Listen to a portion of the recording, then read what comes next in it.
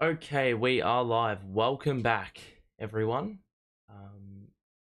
Welcome to the final stream before the Christmas period. It is the Nets taking on the Pistons. Oh boy. Shit, here we go again. The Pistons are on a 25 game losing streak. And obviously every team from here on out that comes up against the Pistons, there's going to be that fear setting in of, are we going to be the team that ends that losing streak? And you don't want to be that team.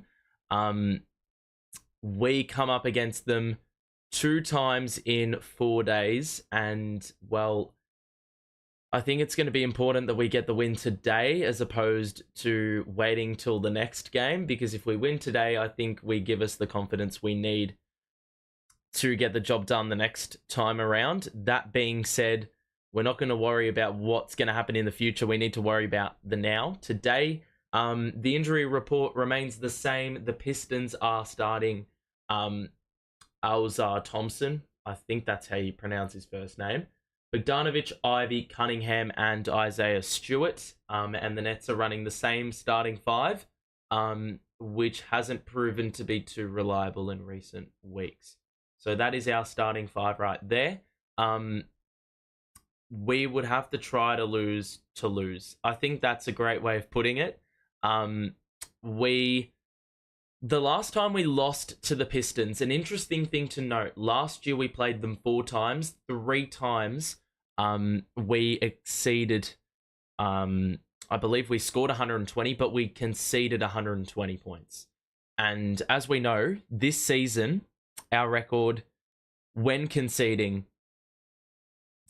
120 points is one win and 14 losses. So if we concede 120 and repeat what we were doing last year at will, we may be in with a little bit of trouble. In that game that we did lose, and we shipped off 130, Sadiq Bey scored 25. He's obviously not on the team anymore. They had 5 players score 16 or more. Jaden Ivey, one of those. Killian Hayes, another. Alec Burks, another. And Jalen Duran, another. So, in that game, we had Kyrie go off for 40 and Clax go off for 27. Sumner had 24, but no other net scored in double figures. And Cam Thomas played 2 minutes. So, how times have changed. Ivan, welcome to the stream, buddy. So yeah, Cade Cunningham wasn't active in that game that we lost against them last year. We did not have Kevin Durant accessible to us. I believe that was on the losing run just before that whole trade saga went down. But it is an interesting game today. A really interesting game. Last night we lost by 5. But you know what? It was a much better performance, and you come away from that game saying, well, if we repeat the feat and we play with the same effort and intensity, we'll get the job done. All 4 bench players were a plus in the plus minus. Every starter was a negative in the plus minus. So that's something to note. I mean, it probably goes without saying. I mean, Jokic and Jamal Murray had 30 each. So it was always going to be difficult to go with those two. But, we had 47 bench points. So you would have thought that having such an advantage off the bench and having those really high energy players off the bench, you would have thought that that was going to actually, well, play into our favor, right? But unfortunately it didn't, and we didn't have the gas to, get over the line. We were in the lead in the final 5 minutes, and then we went on a stretch where I think it was a 9-0 run for Denver. And, we just went back into ISO ball. Things weren't going right for us. A couple of missed shots let them back into the game. And unfortunately, we found out the hard way what happens when those shots don't go down and you're playing a good opposition. We are going to get a Joe Harris tribute video, I would suspect.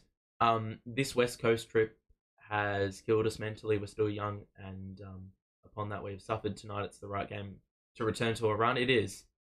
It's a perfect time. Perfect time. We did really good last night. If we bring that same energy to tonight, we are easily bringing home the dub. For sure. For sure. The NBA app is allowing all games for free today only. Huh. Well, there you go. If you want to watch the game, you can. If you want to hear me and my shenanigans, you can also play both games alongside one another. So yeah, that is the situation. A really good thing that we saw yesterday, Claxton and Day'Ron Sharpe. Those two against Nikola Jokic combined for 23 points, 26 rebounds, and 10 assists, which is astronomical numbers for, for your center pairing. To have 10 assists, that is the big number for me. That's why our scoring was so evenly distributed. You had centers facilitating. And obviously the offensive rebounds were ridiculous. The rebounding generally, it was a strong effort in that respect because in past games we've been killed physicality-wise, but we actually out-rebounded them by 4. So that was a really good thing to see.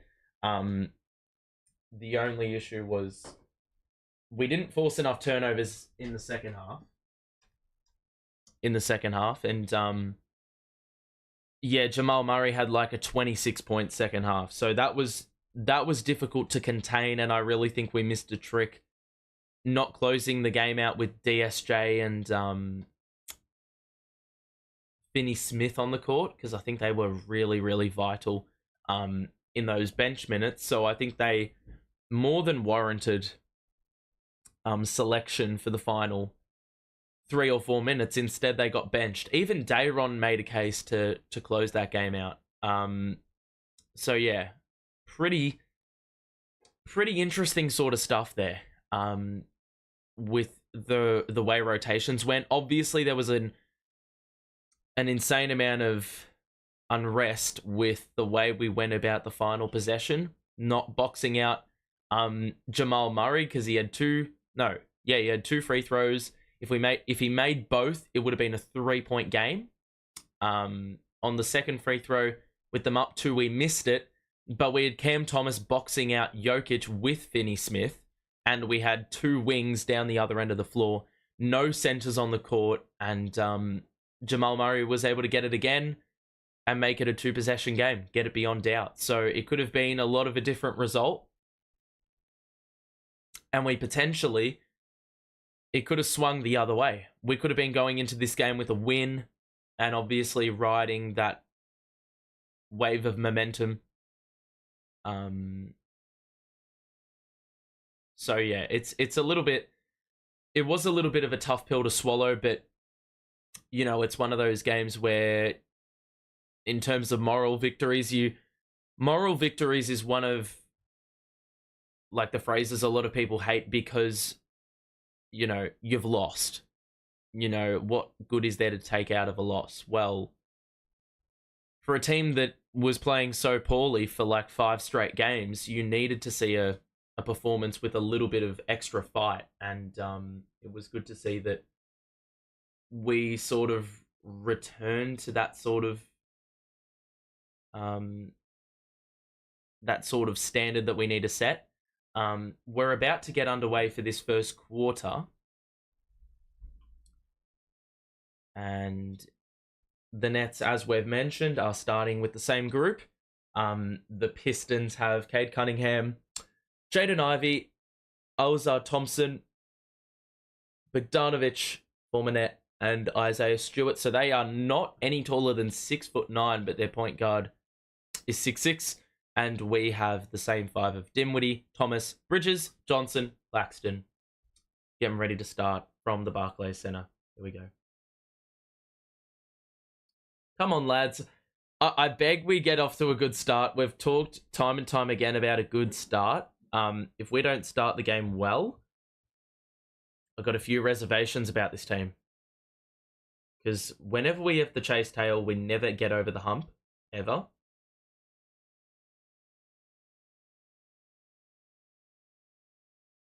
Alrighty, here we go, Nets.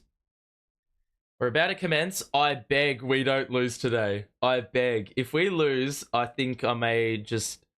I said it yesterday. I have to probably throw in the towel if we lose. We play them in about 3 days' time. And best believe we will be doing the watch-along for that game as well. So if you want to tune in for that, make sure to subscribe as well if you haven't already. And drop a like nice and early if you are. Well, if you did enjoy the pre-game. Here we go.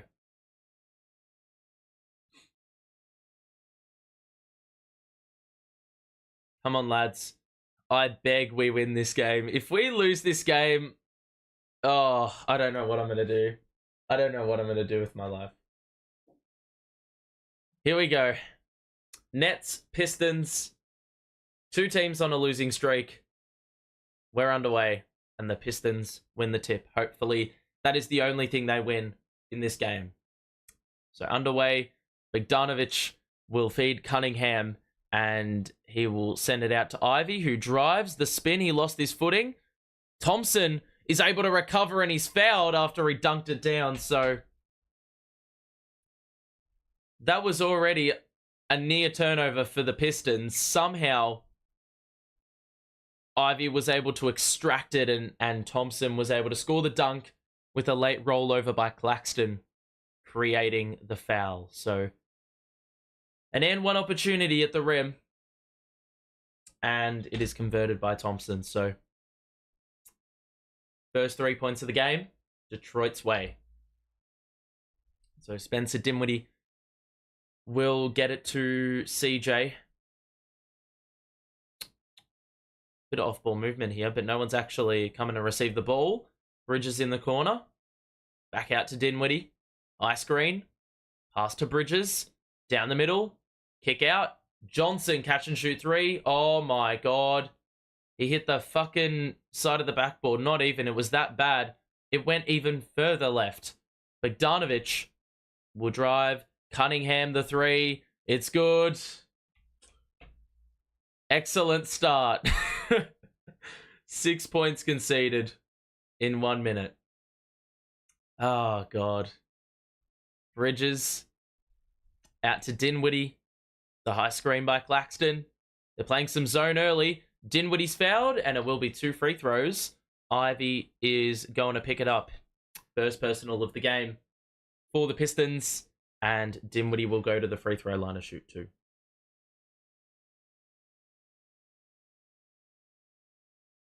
Do the Nets have any games on Christmas? No. They're not big market enough. Oh my god, Spencer. It feels like he shoots 55% from the line, bro. The amount of free throws that he bricks is unbelievable. He just bricked one there. He's got 1 free throw to come. And he missed that one as well. Fuck me. That's not a good start, eh? That is not a good start. Cunningham, Bogdanovic, bounce pass. Cam Thomas gets in the passing lane. It's a turnover. Bridges in transition. And he got it to go +1. And that's our first points of the game. Thank you very much. And it will be an extra free throw as well. Nets are going to play the Pistons like they're the Martians having the death beam pointed at Earth. I have absolutely no idea what you mean by that, but that is an incredibly interesting way to look at it. The free throw is good by Bridges, and it's 6-3. You've got to explain to me what on earth you meant by that analogy, because I may have to use it if I actually know what it means. Ivy flings it out to Thompson for 3, and that's a brick. Claxton fought on the glass, and Stewart over the back knocked it out of bounds, so it will be Nets ball. And it'll be Bridges flinging it back to Dinwiddie, and we'll get into an offensive set with the high screen from Claxton. Bounce pass, Claxton out to Bridges. There is no one defending that 3, and Bridges, wasn't good from 3 last game, didn't hit one. He only took the 3 shots, though. Stewart on the outside. Thompson back out to Ivy, they try to find the cutter in Bogdanovic, but that was cut off as well. Thomas thought he shuffled the feet, but it doesn't matter because they didn't call it. Thomas, the pull-up two, doesn't get the bounce, but the tip-in is good by Bridges. And 2 good baskets at the rim by Mikal. And after a pretty quiet showing on offense last game for his standards, with only 14, that's a good start from him. Another miss by Cunningham on the push shot, and Cam Johnson will look to drive, and that was knocked away by Thompson. I thought that was off the leg of Johnson, but it's going to be Nets ball on the baseline.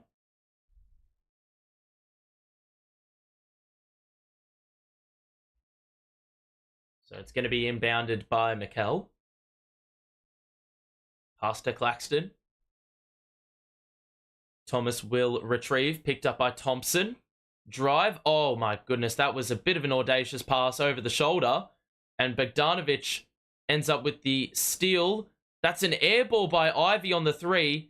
And Thompson, trying to save it, stood on the sideline. So it's going to be Nets ball, down 6-5. And it'll be... I can't see because they're showing Monty Williams. Claxton. Thomas nearly denied the pass. Good screen by Clax. Forces the switch. Claxton under the basket. Nice little hook shot over the shoulder. Gets the Nets in the lead for the first time today after conceding the first 6 points of the game. So a good little response in the last couple of minutes. 7-0 run. Cunningham into the paint. Bounce pass to the corner. Thompson is wide open and he knocks it down from the corner. So I don't really know what the mindset was there on that possession because no one seemed remotely interested in closing that shot down. I don't know if on the scouting report we're just... I mean, that pass there was just a throwaway. Claxton's just flung it out of bounds. Looking to do a little bit of facilitation. That's a pretty bad switch by Cam Thomas. It allowed an open 3, but Cunningham wasn't good enough to hit from the wing, and now Cam Thomas will drive. He's got a man open on the weak side. It's Bridges, and he knocks it down from the corner and does the Sully as well to rub it in a little bit. 10-9 Nets, and we are just over 4 minutes elapsed into this first quarter. Bogdanovic on the wraparound. Bounce pass to the cutter and Stewart. Easy dunk. And that is way too easy again, man.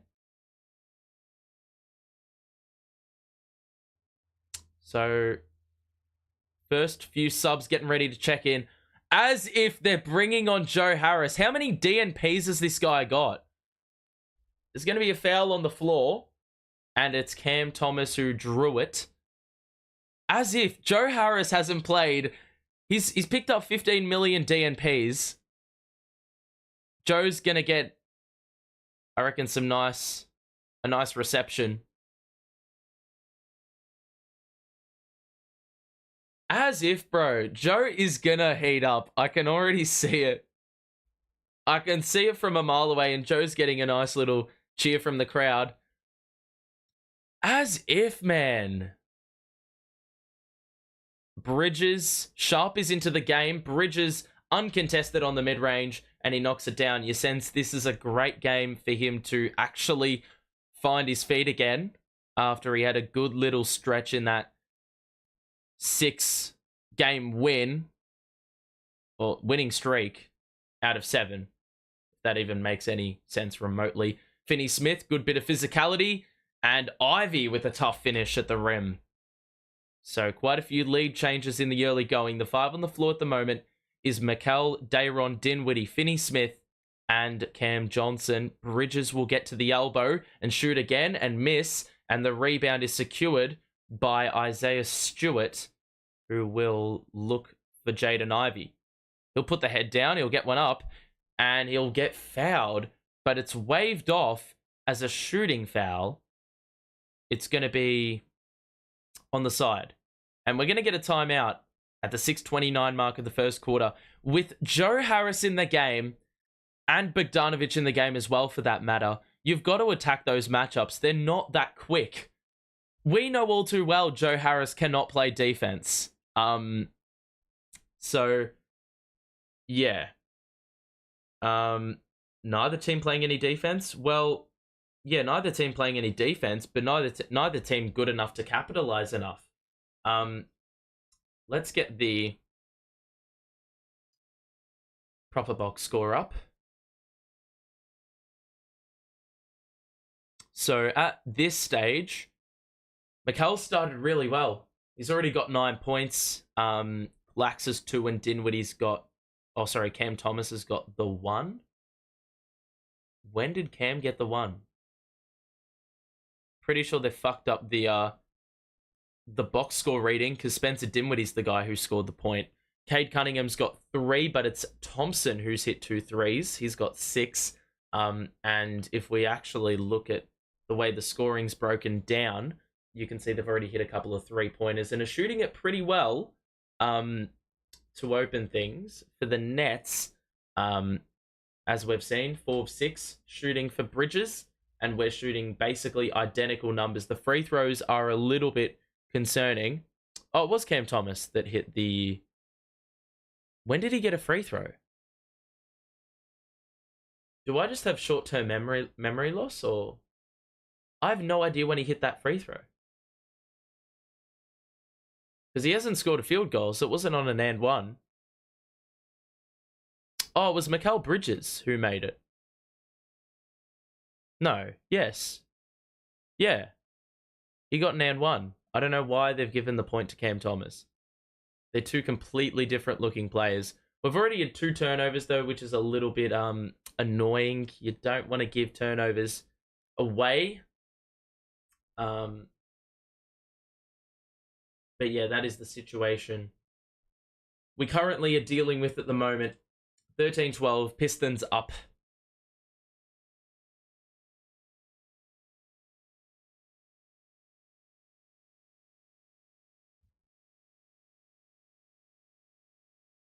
How wholesome. They got a nice little Joe Harris chat in with the Yes Network, so that's pretty cool.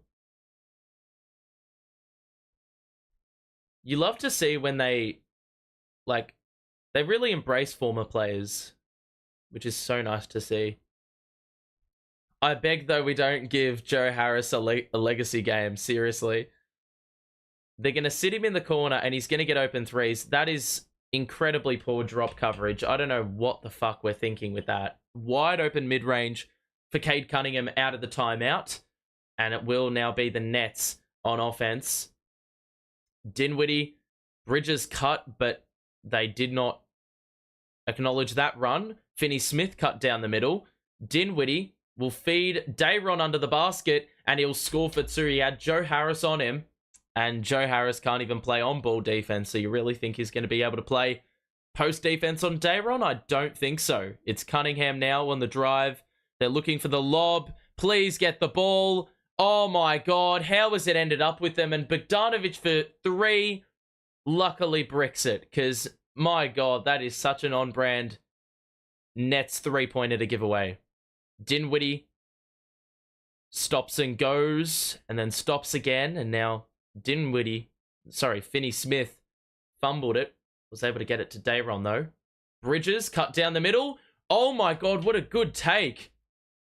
Seemed like he well and truly was in for another turnover, but he was able to regather and score off the window. Cunningham, the pump fake for 3, gives it to Ivy, and he just fumbled it out of bounds. Lost the handle, and Cam Johnson was able to stay with.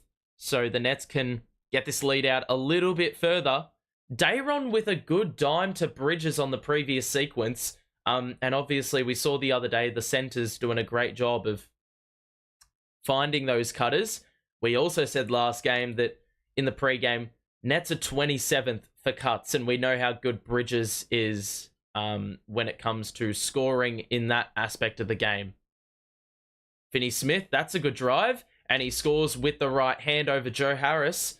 And surely on the scouting report, I mean, you played with Joe Harris. You should just know the threat that he poses, or should I say, you know, the severe shortcomings of his defensive game. The Pistons responded, and now Bridges shifts gears and was fouled by Stewart. So Mikal has nearly accounted for the entirety of this Nets offense in the early going. He's already got, I think, 12 points. He's nearly equaling the total that he got in the entirety of last game. He had 14 last game, and he already finds himself at, I believe, 11 points. So he's already made, well, in those games where he was really struggling to find his feet, he was only making 3-4 field goals a game. He's already up to 5 in this one, in the opening quarter. O'Neal checks in for the Nets. We have seen no DSJ thus far on the second night of a back-to-back. In for the Pistons is Marcus Sasser. Alec Burks also checked in a couple of possessions ago. Marvin Bagley's in at the center position. And that rounds out the 5, really. Sasser to Burks. Oh, and Kevin Knox is in. Burks, well picked up by O'Neal. They're forced to kick it back out to Sasser, and now Burks down the middle. Lost the ball, another steal for the Nets, and another fast break opportunity. O'Neal, pump fake. Dayron on the outside. We'll give it to Dinwiddie. Pick and roll. Lob for Dayron, and he gets it done. It was a bit of an optical illusion, the broadcast, because I thought that Dinwiddie was going to fling it to the corner for Finney Smith, who was in acres of space. But we were able to get an equally high percentage 2 points on the inside. Burks out to Knox. Catch and shoot 3 is good. Trust bench players to score buckets. Seriously. Dinwiddie. The switch. Joe picks up Spencer. Easy wide open look for Spencer, and he's going to knock those down. Joe didn't even bother fighting through the Dayron screen. It's a 5-point lead for Brooklyn. Cam Thomas and Alzar Thompson getting ready to check in. It looks like the Pistons have gone into this game recognizing that that is going to be the matchup. Thompson will play on Thomas basically the entirety of the game, and the minutes will align. Sasser out to Knox. He's got to drive, got to put one up, and he misses. There was nearly an offensive board on offer for Bagley, but the Nets secure, and now Spencer Dinwiddie will use it behind the back. Burks got lost, and they feed Dayron down low. It's off. Dayron nearly was able to get the rebound. The Nets will end up with it. It's just gone via a deflection out of bounds from the Pistons. So it's going to be a timeout at the 2:34 mark of the first quarter, and the Nets have found their footing after a bit of a slow start. If you are enjoying, make sure to show your support on it and subscribe as well if you are new. We'll be back for Nets versus Pistons. I don't know what the hell that was. Nets versus Pistons in 2 or so days' time. After the Christmas break, we'll be back. There's absolutely no change in terms of the streams we're going to be doing. So 25-20 is the current scoreline as it stands. We're shooting at lights out. 10 of 15, 2 of 4 from 3. Dayron Sharp's had a really good start. I've put him in the spotlight today because he was great out of the spotlight. So I think he's going to thrive. He's been good so far in this one with 4 points off the bench. But the high man, ladies and gentlemen, Mikal Bridges, wow. 13 first quarter points. He had 14 the entirety of last game. No one else, like, he's accounted for half our total. And the next best scorer is Dayron Sharp, who's come off the bench and played 4 minutes. So there you have it. And we've been to the free throw line as well a little bit, which is awesome. From a Pistons perspective, Bogdanovic done nothing. Thompson's got 6. Cunningham's got 5. And Kevin Knox off the bench with 3. They aren't shooting it as well as us. They have hit the 3 3-pointers, been to the free throw line a little bit less. But it is the turnovers which are really causing issues for them. They've already got 4 of those. So, yet again, the bench proving to be providing some really good minutes. I think DSJ is probably going to be in at the end of this timeout. That is just my... that's just something I suspect. Marcus Sasser is a really small sort of guard. He's had some really good games this year, so Yeah. Wow, Cade Cunningham has the most turnovers this season. Now, the Pistons are infamously bad with Cade Cunningham off the floor. They have no like facilitation. They have no real direction on the offense. They have some really bad moments, apparently. Um, so it's going to be really interesting to see how we can capitalize with the Nets bench in, who scored 47 bench points, and then obviously Cade Cunningham off the floor as well.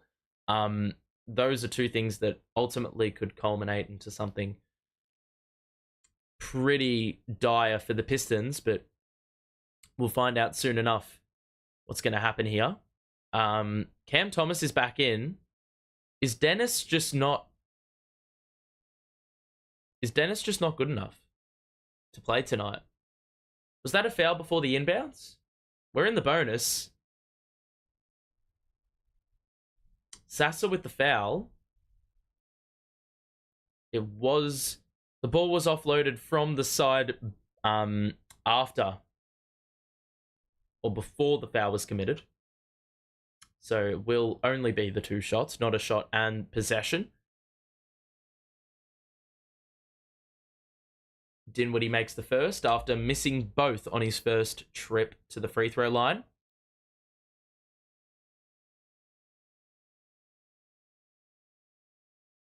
I'm pretty sure we were entitled to get a free throw plus the ball, but it don't matter. We got the two guaranteed points at the line, and Dinwiddie does well there. Thompson, it was a good cut to the basket, or a good roll, should I say. Sasser for three, that rims out. A little bit unlucky, and Claxton's going to push the pace himself.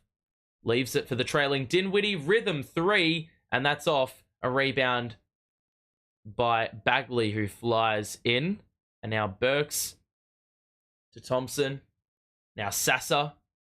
Back out to Burks. Down the middle. Layup. Good defense, Clax. And he was able to be enough of a deterring presence.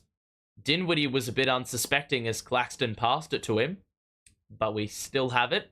Dinwiddie will bring it back. Passes it out to Cam Thomas. Tries to get by Sasser. It's good defense. Foul +1 on the baseline. Rainbow jumper was good. And it is a 9-point game. A free throw make would see us get into, well, a double-digit lead for the first time tonight. That is incredibly good stuff. The angle's so acute that even the camera on top of the backboard couldn't even pick up the whole trajectory of that shot. Cam Thomas makes the free throw. We crack 30, and we're up 10. So an 18-5 extended run in the last 4.5 minutes, and DSJ has just checked in as well with that free throw. Good defense by Dennis. He knocked it away. It's going to be a foul. I believe that is on Dennis. So we did have a foul to give. So it will be inbounded from the side. So we've got to think twice if we want to try that shit again. Or risk the free throws. Thompson on the perimeter. Going to drive down the middle. Oh my God, Cam. Claxton swatted the shit out of that, but Cam Thomas will pick up the foul. And they had 7 to shoot. So a bailout of sorts. It will be 2 shots, though, for Thompson, who's looked pretty promising. Not only in this game, but the entirety of the year. Thompson's first free throw had not enough lift. It's off, and a second free throw will come.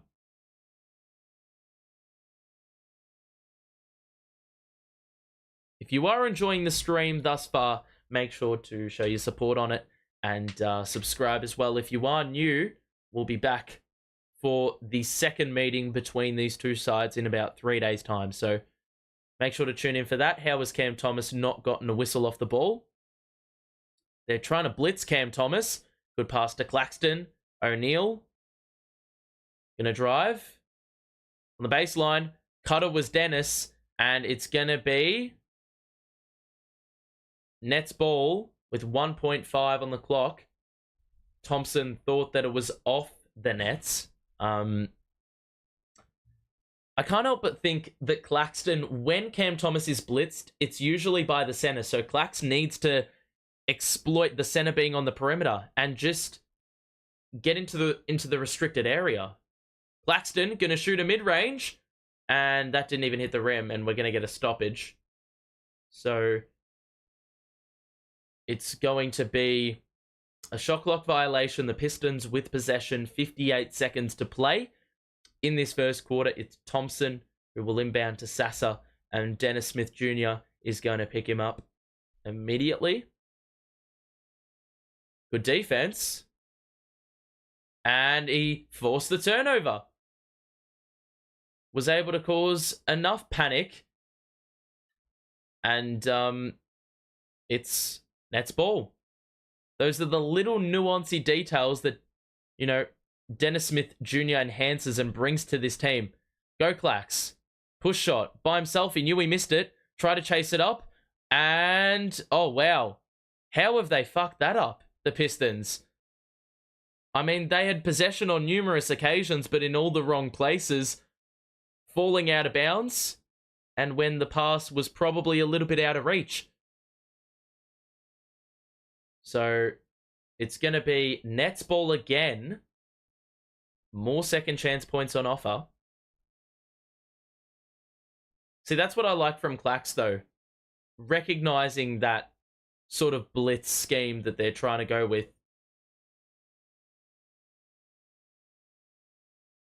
So Dennis is going to inbound to Cam Thomas. 7-second difference between shot and game. Cam's not going to give a shit what the situation is. He just goes off the window. Bagley was a little bit late on the rotation, and now there's barely a difference between shot and game. 11 net points off turnovers to the Pistons 0. Staggering number, and that is the difference between the two teams right now. 11 points. Sasser, the pass to Bogdanovic, down the middle. Good defense by Dennis. Bogdanovic hangs and misses, and O'Neal fumbled it. And I think it'll count as a turnover, but there's no time for anything more. That is the first quarter done and dusted. A 32-21 lead for the Nets, and it's been pretty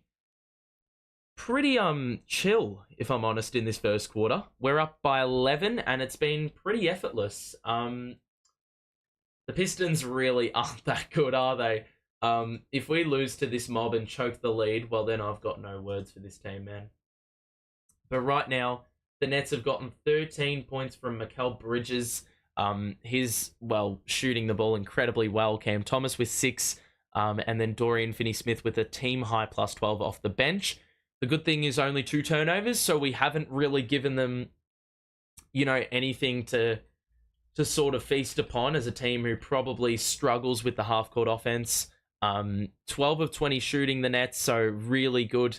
Gotten to the line a ton, recycled a number of possessions, and then you look at it from a Piston perspective, and it's a little bit worse for wear. Cunningham's got 5, Thompson's got 7, but nothing really much else to talk about there. They're shooting 8 of 17, so a few less shots. They've made a couple of threes, but they haven't been to the line nearly as much, and they've already got 6 turnovers. As we saw last game, we can force turnovers in one quarter, but very rarely do we score, very rarely do we score from turnover, but also very rarely do we keep up that sort of form throughout the game. Joe Harris is getting a nice little tribute video, which is pretty wholesome. So, for all the work he's done over the course of time, he deserves it. So many times he was here for. He was like the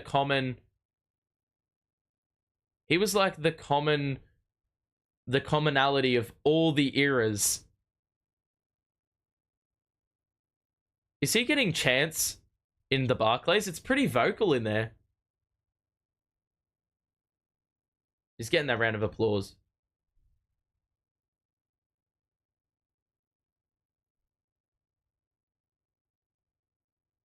That was so well done.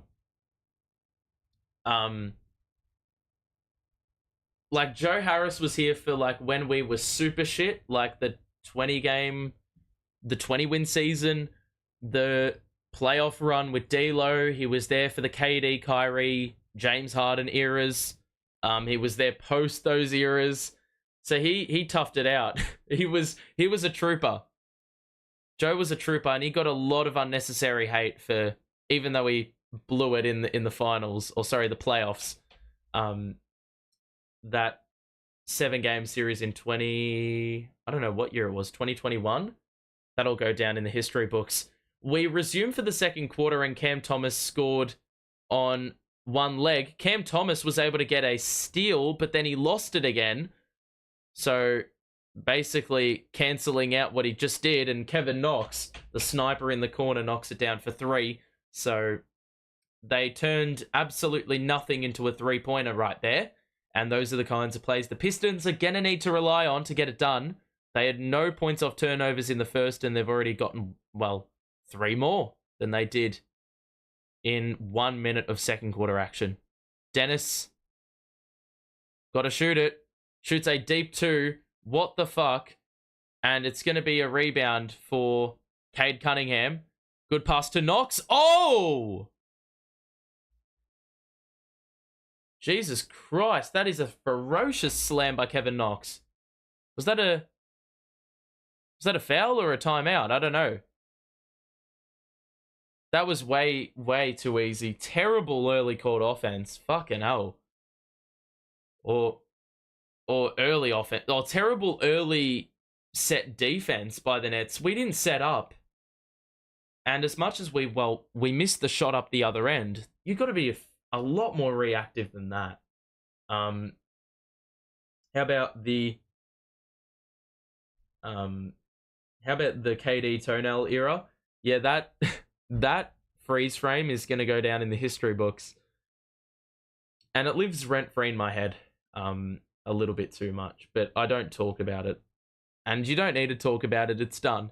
It's done. It's a distant memory now. We don't even have any of the players we had from that time on our roster. So it's a completely different sort of dynamic. The landscape is completely different with the Nets franchise. If you are enjoying it at the moment, make sure to drop a like on it and subscribe as well if you're new, so you're notified when I'm live next. We are going to be doing, quite a few games, nearly every game into the new year. So if you want to tune in for those, make sure to stay notified and do what you got to do. There's also a donate button if you would like. Obviously, that is not an obligation. So only if you would like, you can donate a little bit to the cause and help keep things running. We don't have a defense anymore. Well, yeah, we don't. And it really, it all gets stripped back when we play good opposition. Today, it may be masked a little bit. There may be a little bit of sugarcoating going on if we do win this game today. Got to check the rim timeout. Yeah, I mean, that was a good timeout being called by JV. Because we can't set the bad habits. We cannot establish the standard as that. Because once you fall into that trap of thinking that's the standard, well, then you're going to be in for a few issues. We do lead by 8 though. So it has been, apart from the start, which was a little bit ropes, we've really eased into the game nicely. And there is a long way to go, but things have looked a lot better. I mean, we've got to ensure that we don't turn the ball over, though. That's the issue. They got 3 points from that, from failing to be able to secure it, and then it was a free throw for Kevin Knox. So it was a timeout, but it was also a free throw, and Kevin Knox makes it. So he's got all 6 for Detroit in this second quarter.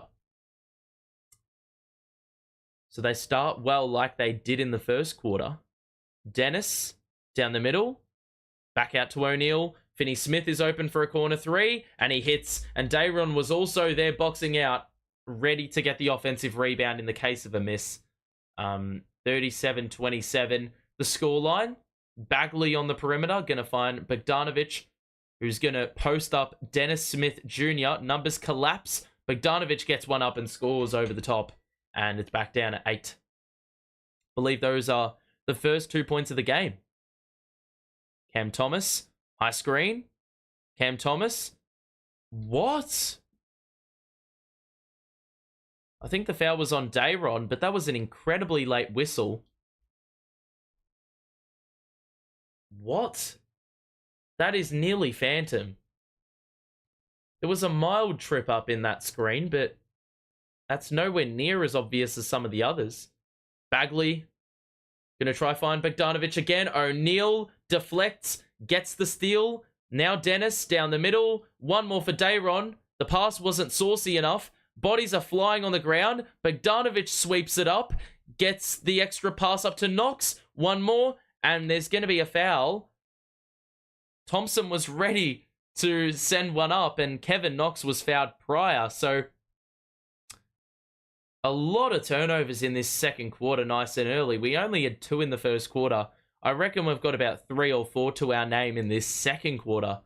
Thompson's going to go to the bench now. Cunningham, Bogdanovic, Knox, Bagley, and Jaden Ivey, the 5 on the floor. Bogdanovic is going to bring it in. Bagley, Knox, Bogdanovic on the move. The 3 is long, and a rebound by Cam Thomas. And he will get the Nets into an offensive set. The screen by Ivy, the pull-up 3 by Cam. It's long, a rebound by Bagley, and Cunningham will bring it up. Cross, pass to the corner for Ivy. Dennis, good defense.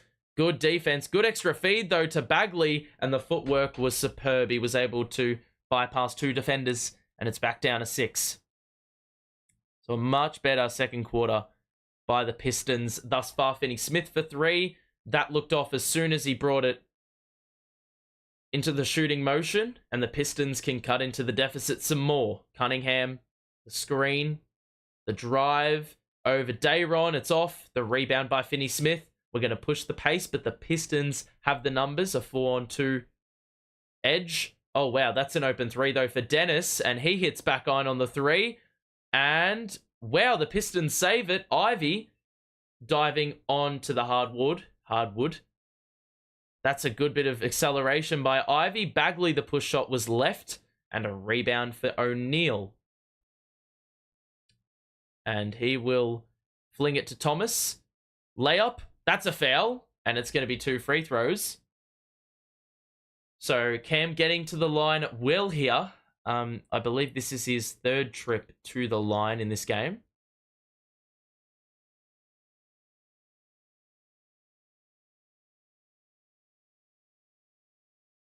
So that'll be a foul on Bagley. I think it's his 2nd. And so Cam will convert the 1st. Bridges doesn't check in. Claxton does.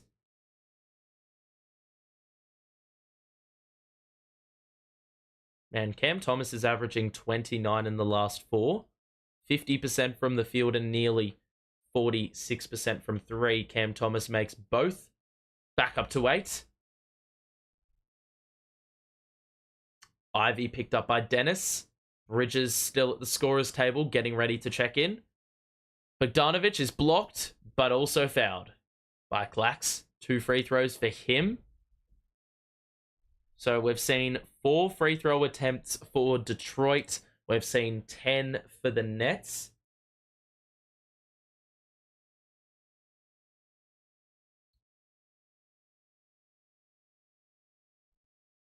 Next Pistons game is the 26th. Over here, it's the 27th. That's why I put it as the 27th. But yeah, if you're in the US, the 26th, Boxing Day. Yeah.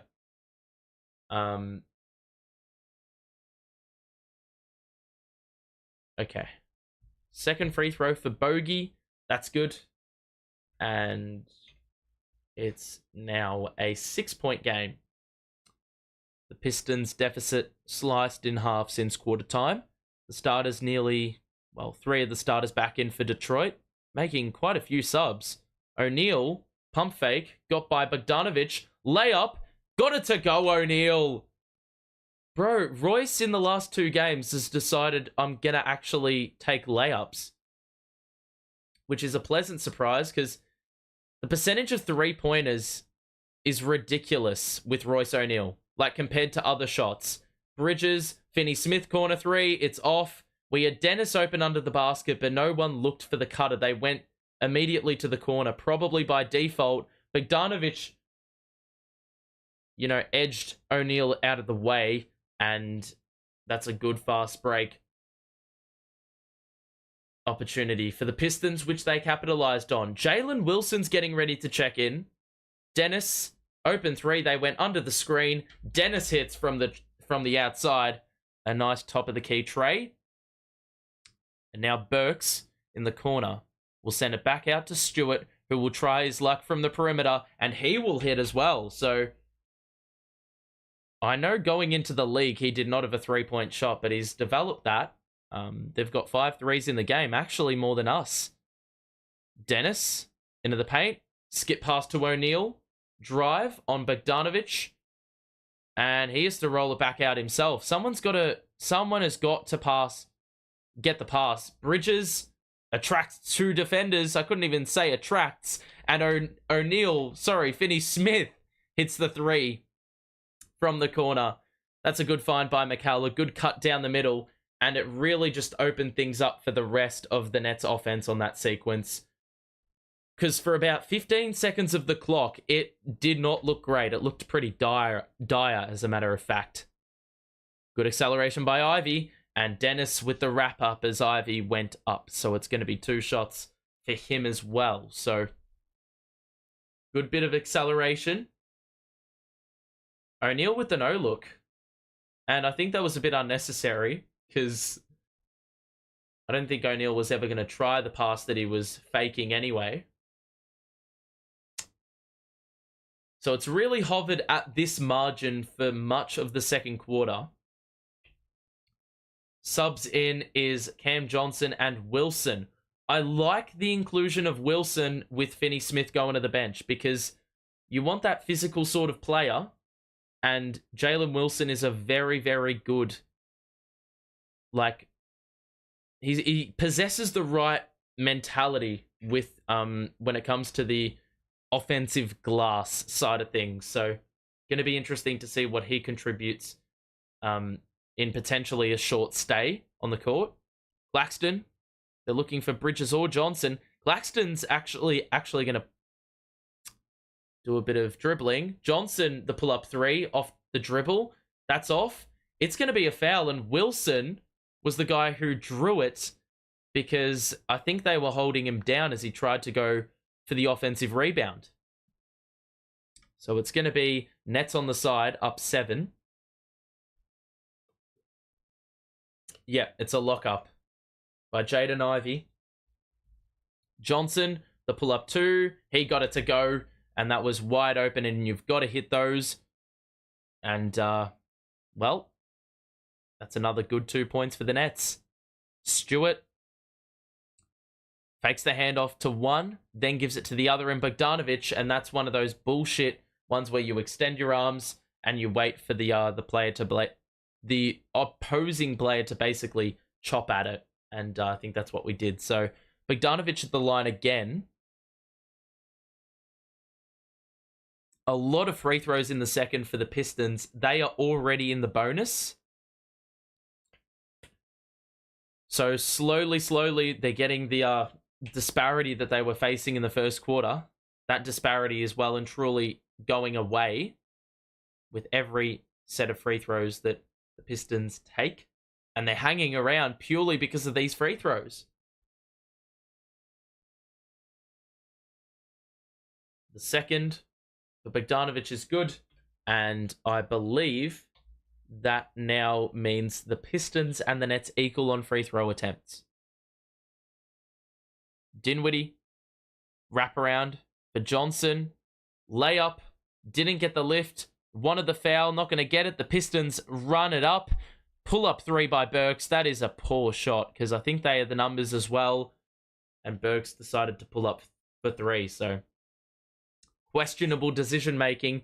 Bridges has not scored in the second quarter. He's going to shoot on the baseline and knock it down over Burks with a nice little face up and the baseline J. So, Nets crack 50 and they lead by 9 as we enter the final 5 minutes. And Ivy will shoot the 3 because the space opened up. He didn't get the bounce, and it's Jalen Wilson who is there in support for Clax as both of them secure the rebound. We find Bridges, no look to Johnson, quick trigger, it's good from the corner, and we're going to get a timeout from Detroit. The lead is back up to where we began at the start of the second quarter. The Nets up 12, and that's a good bit of playmaking by Mikal Bridges.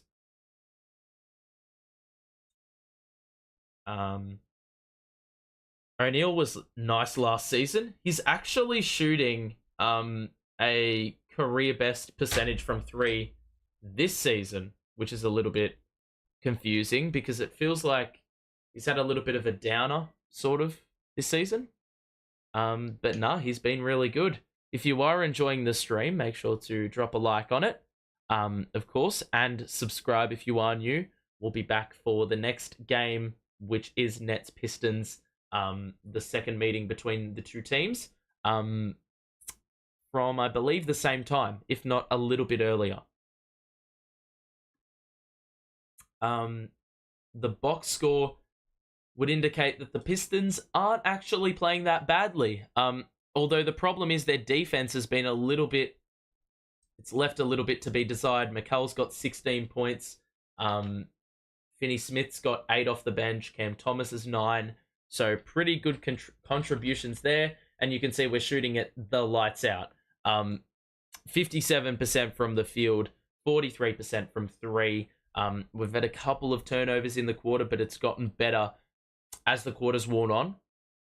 I think we're bailing the Pistons out a little bit with the free throws, but we've had 5 extra shots. We're getting more rebounds in. We've already had 15 assists, which is grouse. Spencer Dinwiddie is leading the charge there with 5. And then you've got Cam Thomas and Mikal Bridges with 3 each. So the fact that our 2 main scorers are also facilitating and combining for good assist numbers, that's pretty crucial as well. So, yeah, that is the situation as it currently stands, up 12 in a comfy sort of position. If the Nets traded for a star/all-NBA guy, they could be a sneaky good team. A sneaky good team, but not a championship level team at all. So I'd actually rather not trade for someone and just gut ourselves of a ton of assets for a player that's not going to be able to take us to the championship. So I'd rather we go for younger, low-risk, high-reward sort of pieces. Sean Marks has thrived over the years of finding those sorts of players. Like Joe Harris was like he was a scrap heap kind of player when he was playing with Cleveland and Orlando and those sort of teams. So to see Dinwiddie, who was playing with the Pistons and the Bulls, those 2 players, no one had faith in them. And the Nets were able to develop them so well into really good rotational NBA players. Stewart from the outside hits. And so he's hit 2 threes, which I think is fair to say something that we couldn't have anticipated going in. Claxton gonna look for Wilson with the cut, and the layup is no good, but he gets his own miss. Knocked it to Johnson, and he scored wide open for 2. Well done by Jalen Wilson. Those are your 2 points, buddy. And so, final 4 minutes of the first half, lead back up to 11. Ivy back out of Stewart. Another top of the key 3. Another hit. Are we going to do something about that? Because imagine getting cooked by Isaiah Stewart from the outside. Like, come on now. Bridges going to drive on Ivy. Pass to Claxton. And he was able to score off the window. Bridges did well to not move the pivot foot. And another dime. Another dime for Bridges. 58-48. Can we not give away a Stewart 3-pointer? I can't believe I'm saying that. They look for the pass to Stewart. under the basket. Oh my God. How do we cook every single fast break possession? Like, that was an easy 2, and we're way too saucy with the passes, man. So it's going to be Nets ball, but it was deflected out of play. Made life significantly more difficult. Claxton, the handoff to Bridges. Good screen by Claxton. Skip pass to Wilson in the corner. He's going to drive down the middle, put one up with the right hand, and he scores for 2. Nice little move there by Jalen Wilson, moving to the right. And it's back up to 12 again. Ivy. Top of the key to Stewart, who doesn't pass back to Ivy. Instead, he'll hand it off to Ivy in a different position, albeit. Burks in a switch. Had Wilson on him. Oh, that's a tough 3. Nothing you can do about that one. Nothing you can do about that one. Nice looking rainbow jumper by Burks, and it's back down to 9. We cannot shake them off. They are just hanging around, and it's incredibly frustrating. Claxton, the handoff to Johnson, into the paint. Stops. Someone's got to pass. Or someone's got to get the pass, and unfortunately, the pass was wayward. That's well knocked away by Bridges. It went off Ivy's leg.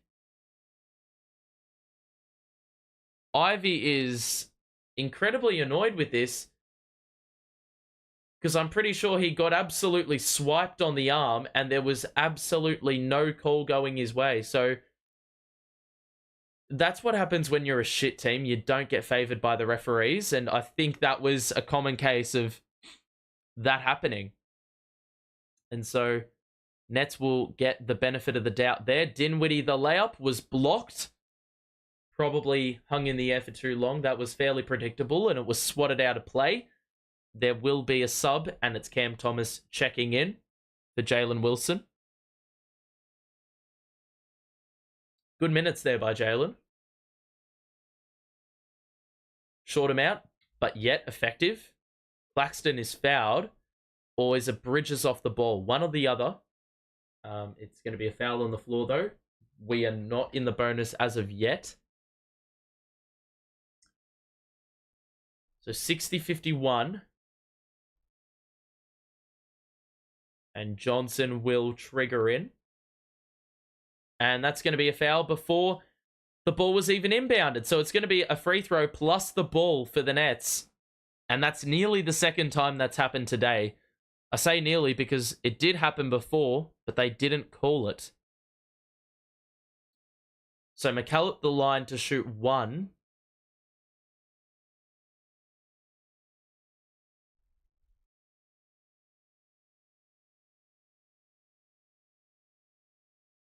And the tech is good. So it's become a little bit more free-flowing in the second half of this quarter. The first half of the quarter, a lot of free throws. The second half of the quarter, a lot of running the length of the floor. Fair few turnovers as well. Bridges, acceleration. The layup was off. The rebound by Bogdanovic. And Cam Thomas is the last line. Good rollover by the Nets. Stewart didn't shoot the 3, didn't back him in. Burks did. He missed it. The rebound by Bogdanovic, who towered over. And that is a foul on Thomas. And it's going to be 2 shots. And it's Bogdanovic getting to the line again. Something he's been really good at in the second quarter.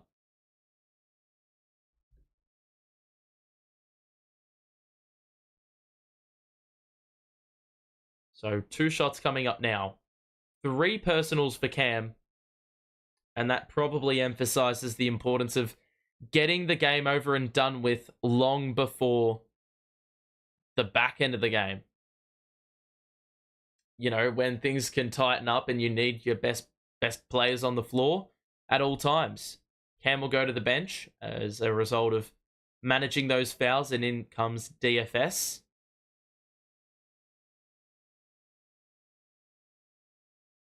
And Bogdanovic missed both. So an empty trip at the free throw line for Bogey after shooting those free throws so well. Spencer on the outside. Going to use that Claxton screen and drive and pass to Clax, who uses the left hand again and has the same result as before with the exact same kind of shot. It hits back iron Ivy, I think, is hit with another personal. And no, it's going to be Thompson, I think.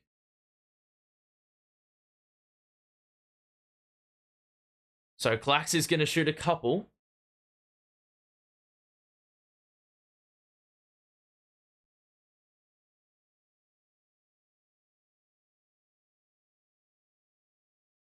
And that free throw is good. Back up to 11.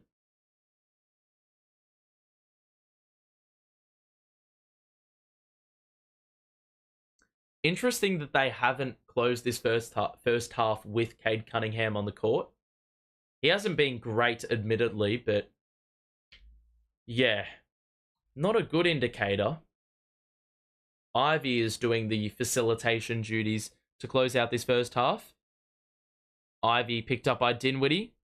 Kick out. Oh no, Stewart again. This time too strong. The rebound by Thompson. It's knocked away by Finney-Smith. And it's going to be Pistons ball on the baseline. So we're into the final minute of the first half. And we know all too well that a bad end to a half can really hurt you. So let's not do that. Bogdanovic for three didn't get the lift. And Johnson nearly got cleaned up by his own man. Luckily, we got the rebound, and all we need to do is look after the basketball and get up a good shot, and potentially execute the 2-for-1. Claxton to Dinwiddie. Drive. No-look lob. I don't even think Clax was expecting it because he didn't even go up. Bogdanovic in transition. The layup is good, +1. And Mikal is not happy about that one. I don't know why. I don't know why Dinwiddie's going for lobs when he could have just as easily moved that pass like 2 feet to the right and it's actually a shot. Sometimes he gets into no man's land where he doesn't know whether he doesn't know the right pass. He doesn't know the right decision, what the right decision is. He's always in two minds. And so that's a sort of turnover that was easily avoidable. I don't know why he does that at the back end of a quarter. Both players not on the same not on the same page, should I say. So 27 to play, and that was in essence a 2-for-1, well executed. So the Nets up 9. We can hold for 1. Let's not turn the ball over like we did the last possession. Bridges, high screen Finney-Smith, drive, walks a tightrope. He's going to do a full circle. Then the turnaround J is good. Oh my God. What?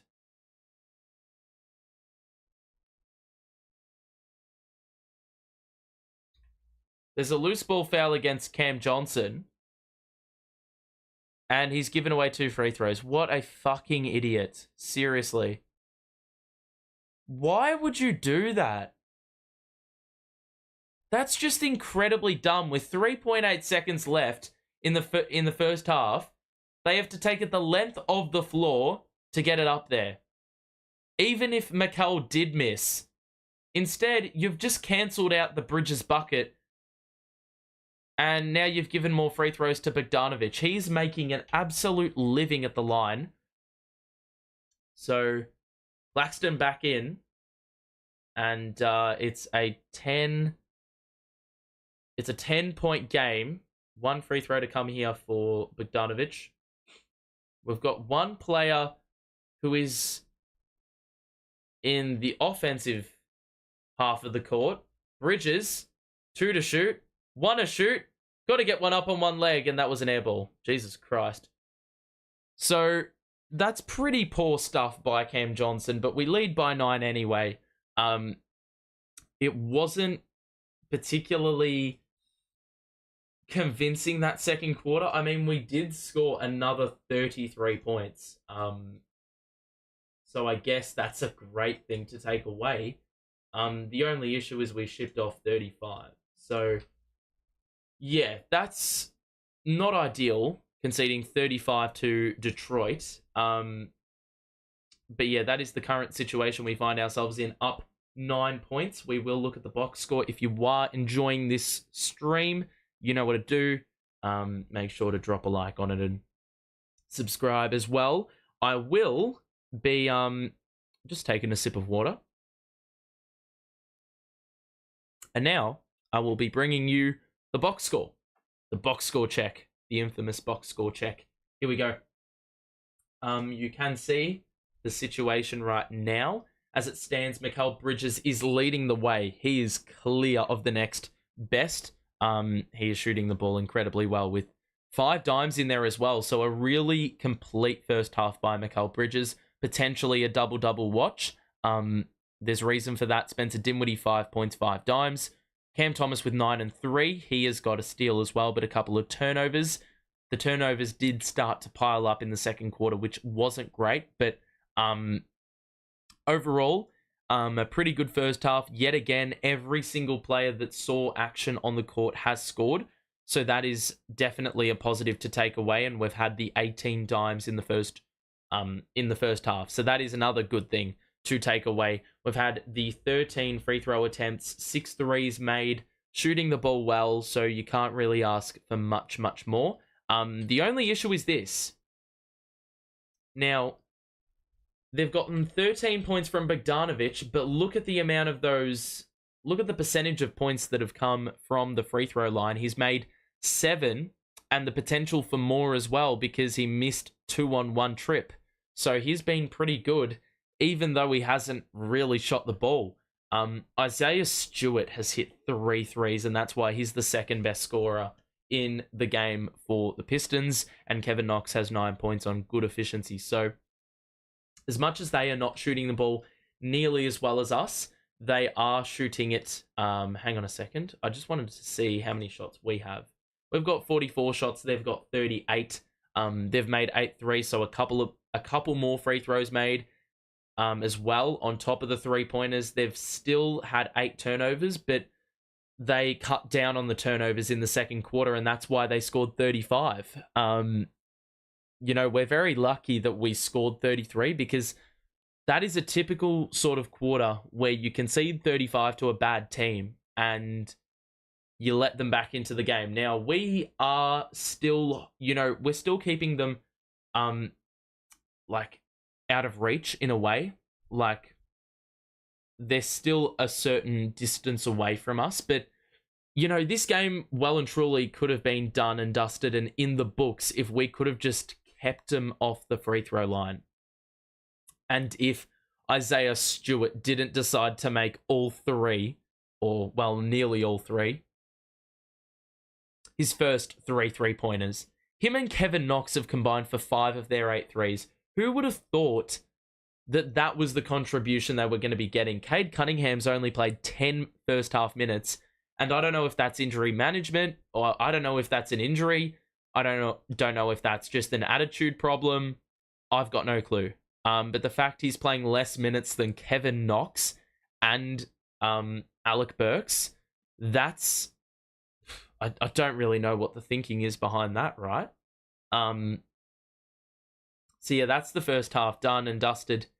In the books, we will do a little team comparison as well. You can see that we've made far more field goals, but they've made more threes, and they have also made an extra free throw. In the first quarter, we did have a big edge on the free throw counter, but that second quarter, the Pistons really had a knack of drawing the foul, and Bogdanovic led the way. I don't think he had a free throw in the first quarter. So overall, a lot of things are similar, but our percentages are basically far better.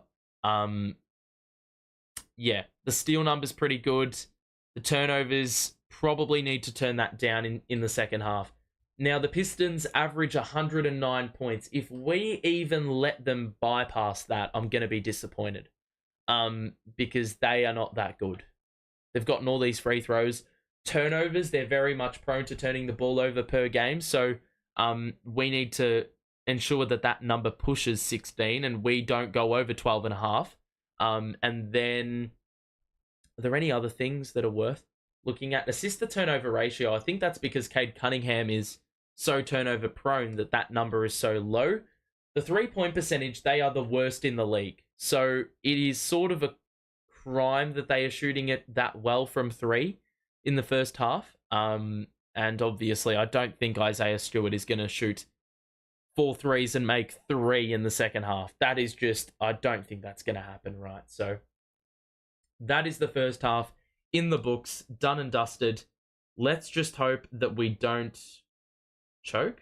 A decent first half. Hope that the energy will remain so for the rest of the game. Yeah, that's the key. Do not take the foot off the gas and become complacent now. Absolutely not entertaining Levine ever. Daniel Berry, welcome to the stream, buddy. I hope you're doing well. What does Cam Johnson bring to the team? Well, I don't think he's bringing much to the team this game. He was bringing a fair bit last game. Cam Johnson, 7 points, and not much else. So take those numbers for what you will. But we are leading, so it could be a lot worse. We could be going into halftime talking about how it was a shit half. I mean, it wasn't a convincing first half, but to see Mikal score 19, that is a huge positive because of how he's lacked that scoring ability for so long. That is an incredibly important figure to see, 19 points. And then you look at the distribution scoring-wise and you say, well, that's a good sign, yet again. The only issue is probably the free throws. Got to get them off the line. Surely they cannot get what they need to win this game in the second half. And those phrases, those words that I've just muttered, probably will age terribly. Couldn't age more terribly. I'm concerned. I think it's just the fact we've lost five consecutive games. It's instilling a lot of doubt into the mind, which I'm not too much of a fan of. Okay.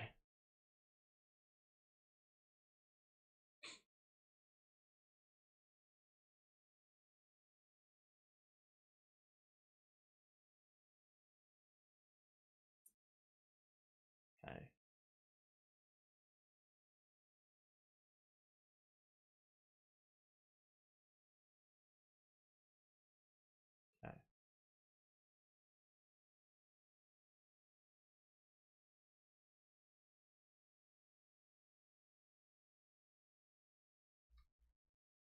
Just want to see what the other scores are before the second half gets underway. The Hornets are losing to Denver. Orlando beating Indy. That's a good game. Pels up on Houston by 3. Hawks beating Memphis, who now have Jar back, which is an interesting watch. Toronto beating Utah. Cleveland beating Chicago by 1. The Lakers up on OKC. There's a lot of games. And earlier today, Milwaukee smashed New York. Boston smashed the Clippers. God, they had 30 from Tatum, 24 to Brown, 20 to Holiday. Who the hell is Quetta for Boston? He had 6 offensive rebounds. He had 14 and 12. Where do they find these players from, man? They made 25 threes. That is cooked. Paul George had 21. They don't have Kawhi or... Who's the other bloke they're missing? No, they're not missing anyone. But this...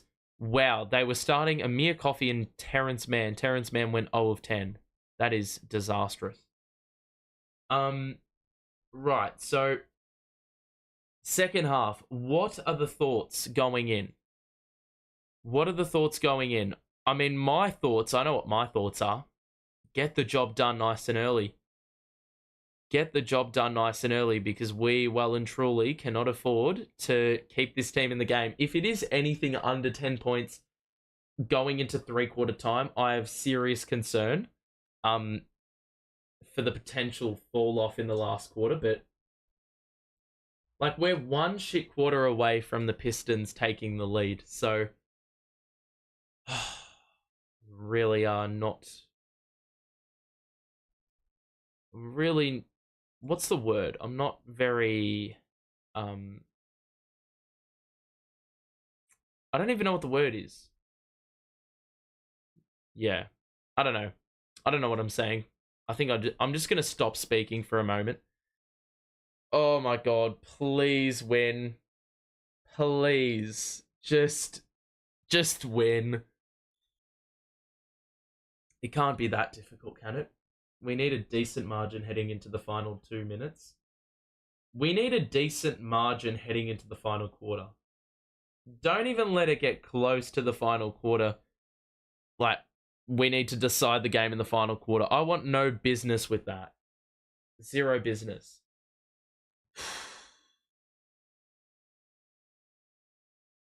Alrighty.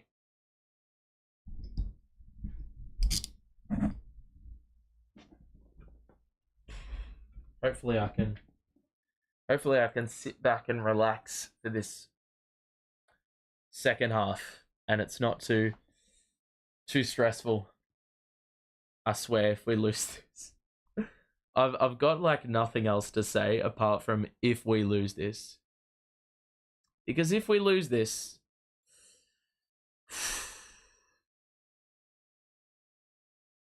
I don't think I'll know what to do. But we do have a nice little edge. 9-point lead. Mikal started well. The bench hasn't had as much of an impact as they did yesterday. So that's something to take away. The interesting thing though is the Pistons had an extra night of rest. We've obviously played 2 games in 2 nights. So we got to ensure that there isn't a fall off. We've probably got to exceed 120 points at least. Do I back the Pistons in to make 65 points in the second half? I don't think so, but I've been proven wrong time and time again with this team, so yeah, this is gonna, like, who would have thought that a Pistons game is gonna show a lot of character? But I'm being for real, if we, like, it's gonna show a lot of character if we can get this one done nice and early. Because then it indicates that we're not the complacent side. We're not the side that, you know, lets the game slip. We're not the side who, like, are easy opposition, pushovers. You know, this 9-point lead cannot be taken for granted. Not at all. So, we've got plenty of work to do from here on out. But I got faith. And it can't just be relied upon Bridges. He had 19 first half points. If we're going to win this game, it's not going to be off the back of Mikal Bridges scoring another 19 points. It's going to be on the back of Mikal cracking 30, but like Cam Thomas, you know, he assumes a bit of the workload. Spencer Dinwiddie the same, you know, plays off the bench doing bits. But really, like, ultimately it is about the collective. If we cannot rely on the collective, we're gonna keep giving away more free throws. It's one of those things where it needs to be one of those concerted team efforts. We've got a long way to go. Here we go. Second half. Please just give me a nice old Christmas present. A nice old Christmas present. A win would be grouse here. A win would be grouse. And is, like, am I really asking for much trying to beat a team who have lost 25 straight and literally don't know how to win? So we've got the Pistons, the Bucks, the Wizards, the Thunder, the Pels, the Rockets, the Thunder again over the next 2 weeks. We will be covering, I believe, nearly all of them. So make sure to subscribe if you haven't already and you want to stay notified for these watch parties. Here we go. Second half underway. Dinwiddie into the paint. Kick out. Thomas. Step back 3. Oh my god, that was a terrible miss. Probably a good look, though. So Ivy to Stewart on the perimeter. Back to Cunningham. We only played 10 first half minutes. He's just turned it over. Cam Johnson layup. And he missed. But he was fouled. And those are the ones you've absolutely got to convert. But unfortunately didn't get enough English on it. Well done by CJ, though. First steal in what seems like a really long time. Sometimes it feels like with those layups, he goes a little bit too fast for his liking. Oh, that's the reason Cade was on the bench. Because he's already picked up 4 personal fouls. He had 3 for the longest time in the second quarter. Because he was, well, on the bench for most of it. And he's just picked up 1 personal right there. In the first minute of the second half. So 2 free throws for Johnson are good. Cunningham's on 4 personals and another foul. And it's going to be incredibly tough for Detroit when Cunningham is nearly the main focal point of your offense. Cunningham, good extra pass. Stewart scores. So back down to 9. Cunningham with the feed. Stewart with the completion of the play. Thomas. Switch. He's got Cunningham on him. Drive. Bridges. Removed Stewart momentarily. Johnson was able to nearly sweep up the rebound. He had a big roll in it. He didn't shoot the 3 that was wide open. Instead, he drew the blocking foul, but I don't know why he didn't pull the trigger.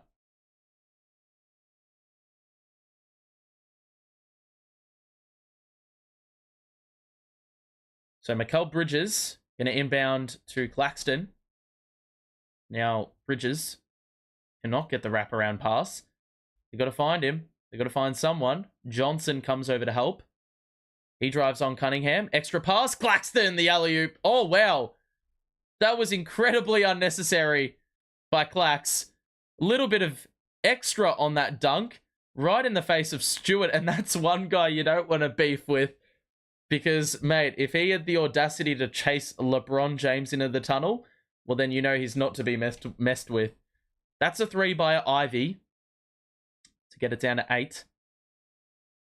And that was probably a little bit too easy. We went under the screen there, top of the key. Cam Thomas, the response. The elbow jumper is well short, but Claxton gets the rebound. The miss was that bad. Thomas, acceleration, layup is good. And you got to exploit that because Cunningham cannot afford to foul. Here is Cunningham. Shoots over the top of Bridges, and he hits in the mid-range. So we've had 15 second chance points. The Pistons have had 0. Another big difference maker. Dinwiddie weaves through. Layup. Good. Nice little move there. That's such a specialist Dinwiddie move. Thompson is going to back down Dinwiddie. Blocked by Claxton from behind. And now Bridges will push the pace. He's going to take on Stewart. Hangs. The layup is no good. Mikal's got to fix up the layup package. Bogdanovic for 3. He had plenty of time to line it up. And he knocks it down. 7-point game. Bridges into the paint. Shoots another 2. And scores again. So 21 for Mikal. Cunningham is going to look to go at Bridges again. He's going to back him down. Going to keep backing him down. Gets into the paint and gets the bounce. That's a bit too easy by Mikal for my liking. Like, Cunningham was able to back him down for like 10 or 15 feet. That's pretty poor. Like, Mikal's got to do better. Cam Thomas, one-on-one with Stewart. He drives. He's blocked. Good defense. Cam Thomas couldn't shake him off. And now Cunningham in transition will look to drive on Cam Johnson. Layup is good again. And here's the importance of trying to find that 5th foul on Cade Cunningham and really attack him. Right now, Cunningham is on Well, he's on Bridges. Dinwiddie was able to score for 2. A nice baseline drive was really not met with any resistance by the Pistons. Finney Smith is getting ready to return to the game. Bogdanovic going to drive. Skip pass. Thompson for 3. And that doesn't get the lucky bounce, but they get the offensive board. Stewart, wide open 3. Oh my God. He's hit 4 3-pointers. Actually fucked. How on earth has this guy cooked us from the outside? I've no idea. It's down to 4. Thomas, acceleration, layup. He didn't get the whistle. A good defensive play by Ivy. Bogdanovic, it's a 5-on-4. Ivy the layup. Oh my God. How has he scored that? And it's down to 2. Dinwiddie, no foul. And another rebound for Detroit. They have just attacked the basket, man. They had 18 paint points for the longest time. And now they're just attacking at every opportunity. Cunningham is short on the 3. And Johnson gets the rebound, albeit not cleanly. So they could have taken the lead there. Johnson into the paint. Stops. Good move. Was able to bypass Bogdanovic. Used his allocated steps well. It's back up to 4. Finney Smith is back now on the side. Cunningham into the paint. The pass out to Bogdanovic. Gonna drive. Good wraparound pass, but Johnson with the steal. Got in the way, and we've got the numbers, I think. Johnson. Oh, what a pass to Claxton. And we're gonna get a timeout. Johnson nearly got caught in no man's land, but a nice little dump off to Claxton, and Cunningham could not afford to foul there. Like, Johnson nearly got caught in a tie-up. Johnson was able to release the pass just as he was landing, and it's back up to half a dozen. So a little bit of breathing space yet again. I'm a Knicks fan here watching and cheering on the Nets. Gotta get these 2 W's for real. We don't need that shadow hovering over New York. There is no way a Knicks fan is rooting for the Nets. I feel like that's a very... that's a dead breed, surely. The lead is now 6, but it was... Well, the Pistons had a possession where they could have taken the lead, but here we are as we currently stand. Actually, we don't, because it has not updated. The Pistons are now only trailing by 6, but they've done well to get back into the contest. We've got 4 Nets in double figures, with 1 about to hit double figures. Mikal Bridges, the high man, with 21. Finney Smith with 8 off the bench.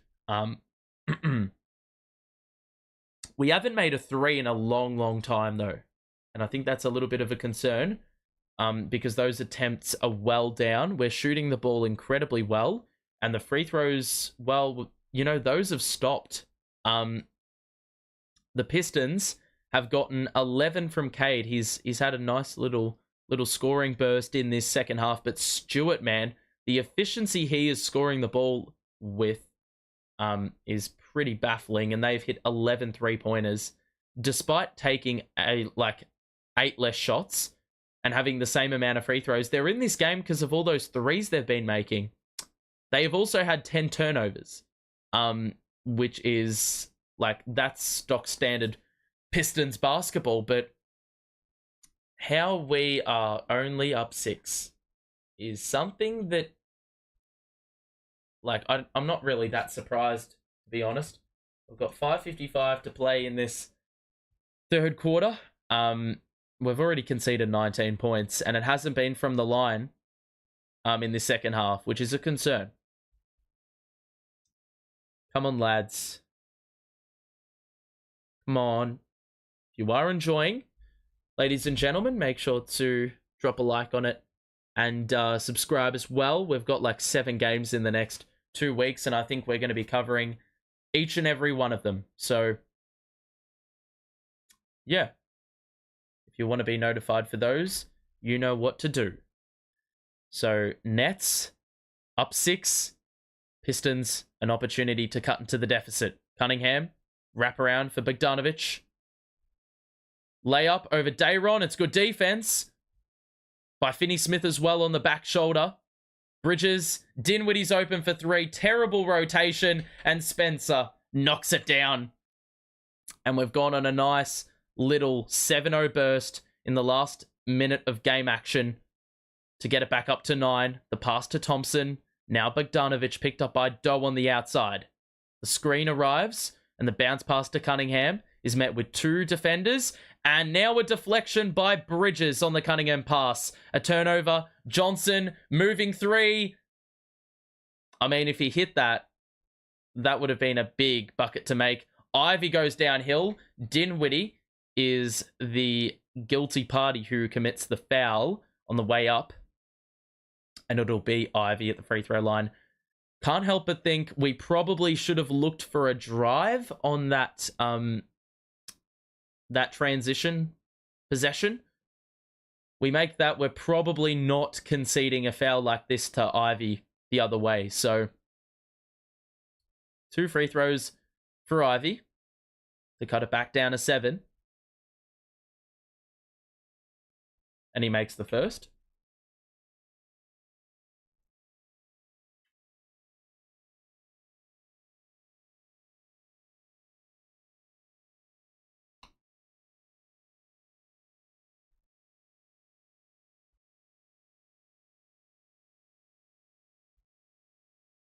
So 1 more to come here. We are exactly 5 minutes away from the end of the third quarter.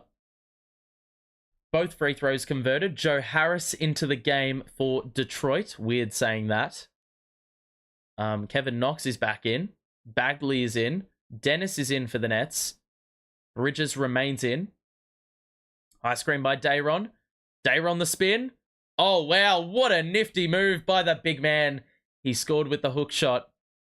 He is so good in the low post these days. Ivy, good gather. Foul, couldn't get it to go. But more free throws to come here for Jaden Ivey. And he's making things happen with those quick sort of plays.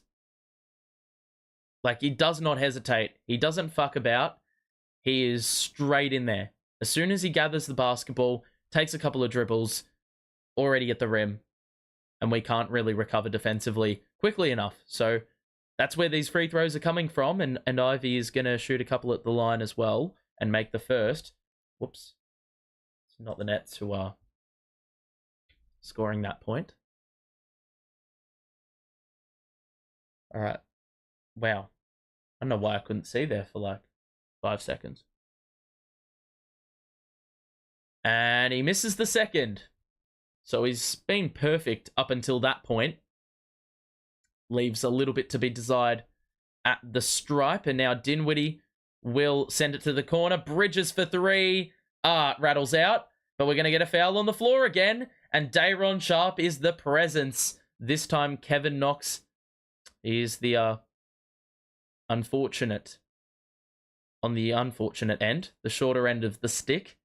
And that's what Dayron does, man. He was well and truly in position to get that rebound if he wasn't held.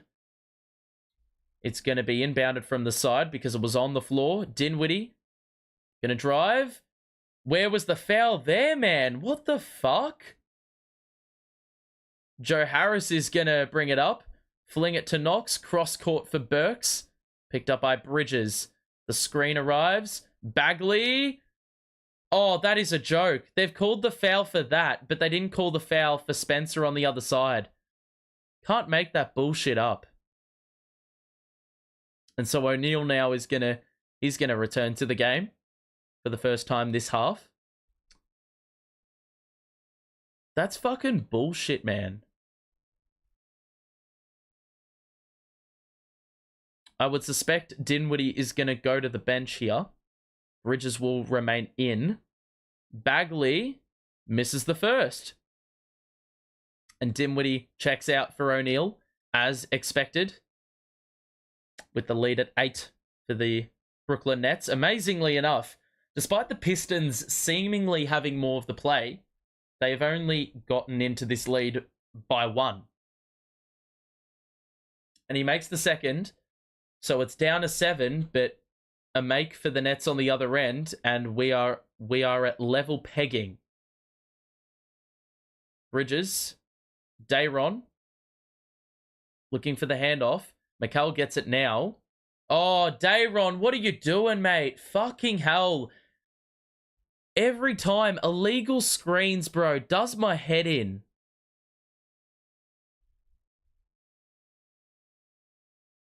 Fuck's sake. Such an easy turnover to not commit. Shoot ourselves in the foot. Cade Cunningham's nearly played the entire quarter, only picked up the 1 foul. We haven't attacked him enough, and Joe Harris is on the court. I don't know why we haven't attacked him more either. Cunningham over Sharp. Doesn't get the bounce, but guess who's there for the follow? Marvin Bagley. Gotta box out. Put multiple bodies on him. Seriously. Bridges. Sharp. Back to Bridges. He's got Bagley on him on the outside. He's going to stop and go. Oh, what a spin. And he scores wide open. He had the defender lost and in a blender. And it is back up to 7. Harris, good handoff. Cunningham met at the rim. Sharp's been hit with another personal. For all that supposed rim protection that we've been emphasizing, we're giving away a lot of free throws. Fucking hell.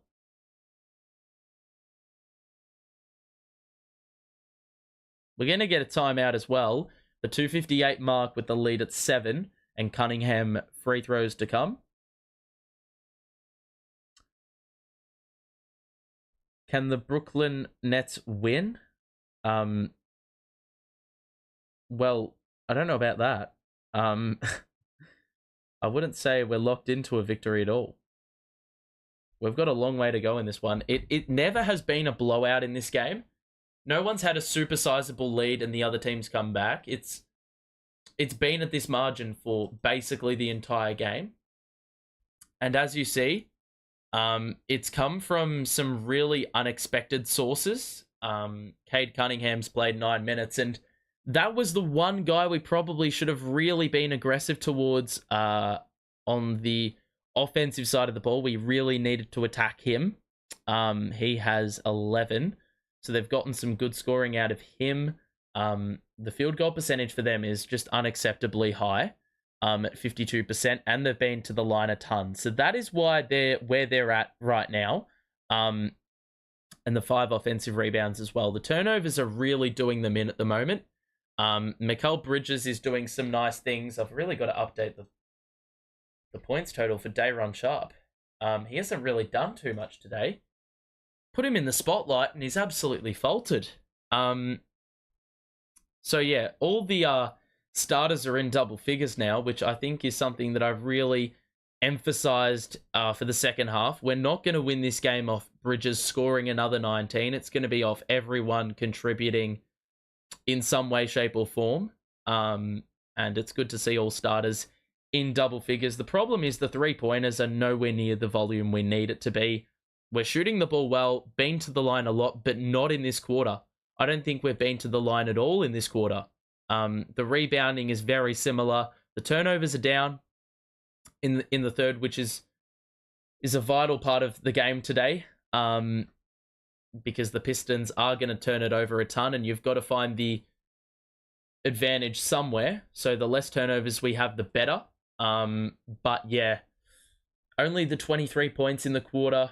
The Pistons have had 25, and will have the opportunity to score a couple more here. Yeah. I'm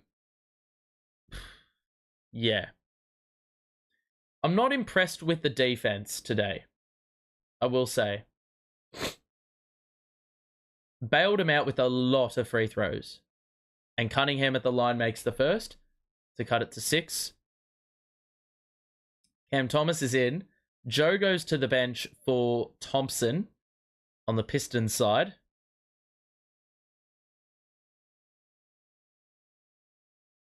Next free throw for Cunningham. is off. Get the board. O'Neal does. And Dennis will bring it up. So, as we saw last game, JV runs Cam Thomas with the entire bench. Dennis, Dayron, Doe, and Royce, the other 4. Dennis has to do something with it. 15 seconds have elapsed, and Cam Thomas hasn't looked remotely close to the ball. Finney Smith, O'Neal, pump fake, open 3. Yes! As the shot clock expires, that's the Royce O'Neal special right there. Unofficial stat is like 97% on threes when he pump fakes. There's absolutely no credibility about that stat. I'm just saying it because it feels like it. Cunningham to Knox. Good closeout by Dennis. Didn't allow the 3. Cunningham. Screen. Shoots the 2. Didn't get the foul. And the Nets can get it back to double figures. Leaves it for the trailing Finney Smith. O'Neal. Dayron. The pass to Dennis. High screen by Dayron. He doesn't use it. Dennis the drive. Good wraparound. Dayron there. And he was fouled under the basket. And it's going to be a free throw. The good cohesion between Dennis and Dayron. They're boys in the locker room. And that chemistry is really showing off on the court as well. I think they're plus minus. When those two are on the court together, the plus minus is through the roof.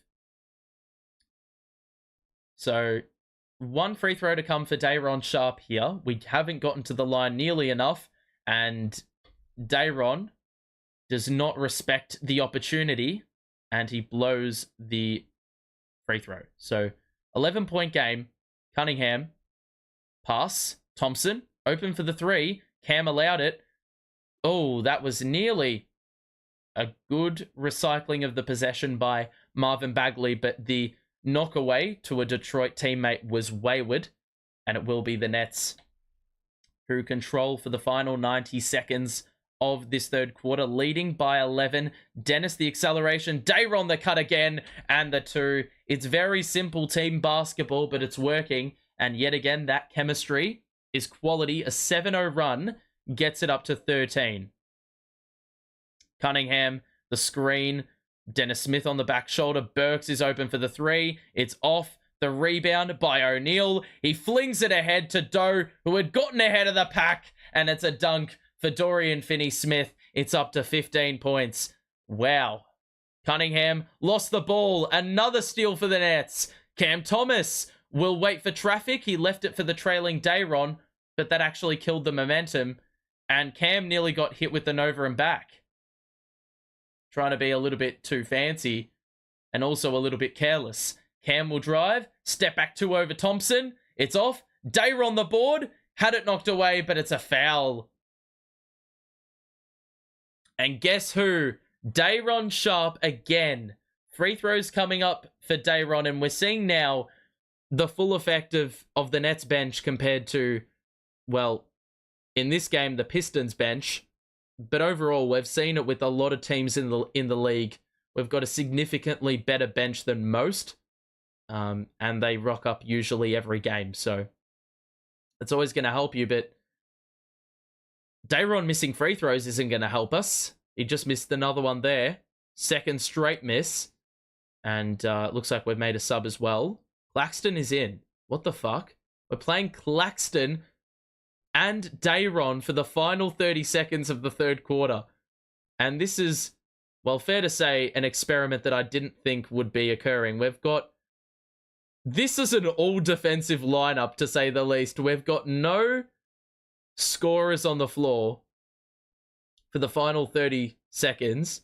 We're probably just going to run another Dayron Dennis pick and roll again, if we do have the opportunity. And Alec Burks is bleeding, so we're going to get a stoppage with 31.4 on the clock. And they're going to have to get that sorted. So 5 on the floor for the final 30 seconds of the third quarter is Dayron Claxton. Yes, you heard that right. Finney-Smith, O'Neal, and Dennis Smith. No offense, all defense. So the lead has ballooned to a nice old 16-point margin, and it wasn't looking that way. The Pistons got it down to about 2 at one stage. It was 77-75, but the Nets have since gone on a 21-7 run to ensure that the lead is, well, quite commanding going into the final quarter. So the Pistons will have one crack at it, and JV is willingly running out that Dayron Claxton lineup. This is hilarious. A Claxton Dayron front court. What the fuck? Fair to say that we've never seen this before. Or we've seen it once, but very sparingly throughout the season. Can't imagine they've racked up really any minutes. Clax is manning the middle, and Dayron is actually guarding on the perimeter, which is sort of odd. Cunningham now in a switch. Claxton guards the outside. Step back three. Claxton, oh, well, he fell for the pump fake. Good rebound by Doe. We've got to get it ahead. 6 to shoot. 5 to shoot. 4 to shoot. Dennis the drive. Layup. And he wasn't fouled. That was a smart idea because Cunningham, obviously, the 4 fouls. But we will go into three-quarter time with an excellent lead going into the last. We held the Pistons to 26 third-quarter points, and it looked like it could have been a lot worse about 3 minutes ago, but we really put the clamps on, and we scored 33 points of our own. So a much better third quarter. The Pistons started to miss a few shots, and Dayron really came alive in that third quarter. He's got 11 points, and he's now also got 2 rebounds, which is sort of abnormal for Dayron because he usually gets a ton of rebounds. So that is the situation when it comes to him. But we do have 6 players. Yet again, we had 7 players in double figures last game scoring-wise. We've got another 6 tonight. You can see the plus-minus is through the roof for those 3 players on the bench. In O'Neal, who hasn't missed. Finney Smith has 10, and Dayron's got 11. We've got 7 players in double figures, and 6 have 10, 11, or 12 points. Tell me that's not excellent box score rating right there. And you can see the shooting. Well, we've barely shot threes. The free throws started to come alive later in the quarter, and 27 assists to this point in the game is an absurd number. Only the 7 turnovers, so we only had 1 in the quarter, which is also a huge reason why we were able to increase the size of the lead as opposed to choking the lead. You can see that Bogdanovic and Stewart have 16. Cunningham's got 12, but he's turned it over a fair bit in this game. And there's been not much bench presence for them. They are shooting not awfully from the field, and they've been to the free throw line a ton, but we're just shooting a ton better. We're rebounding better. The assist numbers are higher because we're moving the ball better. Turnovers are worse for Detroit. It looks like at this stage, we are in a very good spot to end the losing streak. But there is 12 minutes of basketball to go. And as we've seen time and time again, you're one bad quarter away from shit hitting the fan. So got to really ensure that we get the job done. If you are enjoying this stream, of course, make sure to drop a like on it, and also subscribe as well. We'll be back for the next meeting between these two sides in a couple of days' time. So if you want to stay notified, make sure to sub. Good turn by Bogdanovic. Nice little skip pass to Burks, but it wasn't perfect, and it meant that it was a very disjointed sort of drive. Oh my God.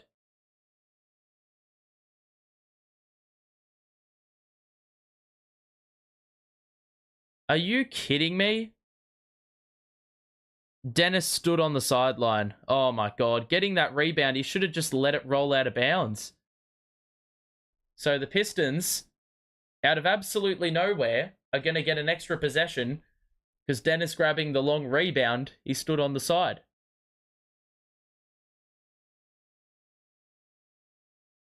So Bogdanovic, loopy pass to Stewart. I don't know what he was thinking there. Oh, I just realized that because they didn't actually hit the rim, they had 0.2 seconds to get a shot up. So, because we never actually took possession of the basketball with the out of bounds being called. So it's going to be Nets ball, and we actually benefited more so from that. Cam Thomas, Claxton, verticality by Stewart was strong, and he was able to force the miss. Knox, Bogdanovic, picked up by O'Neal. Bogdanovic flings it to the corner. That was a bullet feed, and Burks nearly found his shot end up being a wedgie. Thomas the drive, the layup. Oh, that's good. Found the separation, and then Cunningham nearly lost the ball. He did lose the ball off the inbounds. Completely unprovoked. I don't know if Dennis Smith Jr. being on his hammer was partially contributing to the problem, but that is an absolute joke of a turnover by Cunningham. And so Ivy will check back in. The Nets are on 100 points, and Burks will go to the bench for Ivy. We've got another possession. We can get it out to our largest lead with a make here. Cam Thomas, picked up by Ivy, will go to O'Neal. And now the screen. Thomas going to drive on Bogdanovic. Get into the paint again. The foul +1 is good. And Cam has just said, it is my time. No Bridges on the court. We've got no reliable shot creators on the court. This is where I fully take it on. And right there, you're seeing the full effect of that confidence that he has been displaying in the last 4 or so games, scoring a crap ton of points at more often than not a high efficiency, and he makes the free throw as well to convert that and one opportunity, and it is up to 21 points. We've had 20 points off turnovers. Crazy numbers. The Pistons have only had 5 of those. Ivy maneuvers through, flings it back out to the top of the key. Cunningham is off on the 3, and Claxton wasn't able to rake in the rebound. It's going to be Pistons ball on the baseline with 10:23 to play in this last quarter. So the Nets are well and truly in command. And O'Neal nearly knocked it away from the inbounds. Bogdanovic was able to gather, and that's a very careless pass. Bogdanovic was caught in the air, and Claxton should have just been able to collect it with 2 hands, but he, for the second consecutive sequence, knocked it out of play. Cunningham trying to make space. Oh, wow, that's a tough shot over Dennis Smith Jr. So we're up 19, and there is a foul by Bogdanovic up top. And that is a definitely careless sort of foul to concede. 103-84. DSJ to O'Neal. Pistons now down to 46% from the field with 12 less shots than the Nets. The Nets shooting 9% better. Cam Thomas on the baseline. It's well short. Good defense by the Pistons. Granted, it wasn't that difficult to cover. Bogdanovic in transition. It was well short. And Finney Smith collects the ball with 2 hands. O'Neal. Claxton. Great find. That's going to be a foul by Stewart. O'Neal with the no-look again. Fair bit of sauce on that pass. And it's going to be 2 free throws at the 9:31 mark.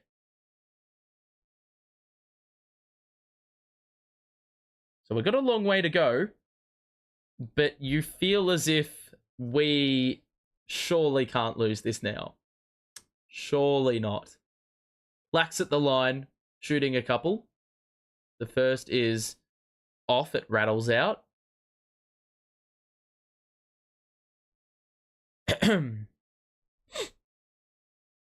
So Clax, I can't even speak. 10 points and 6 boards for him.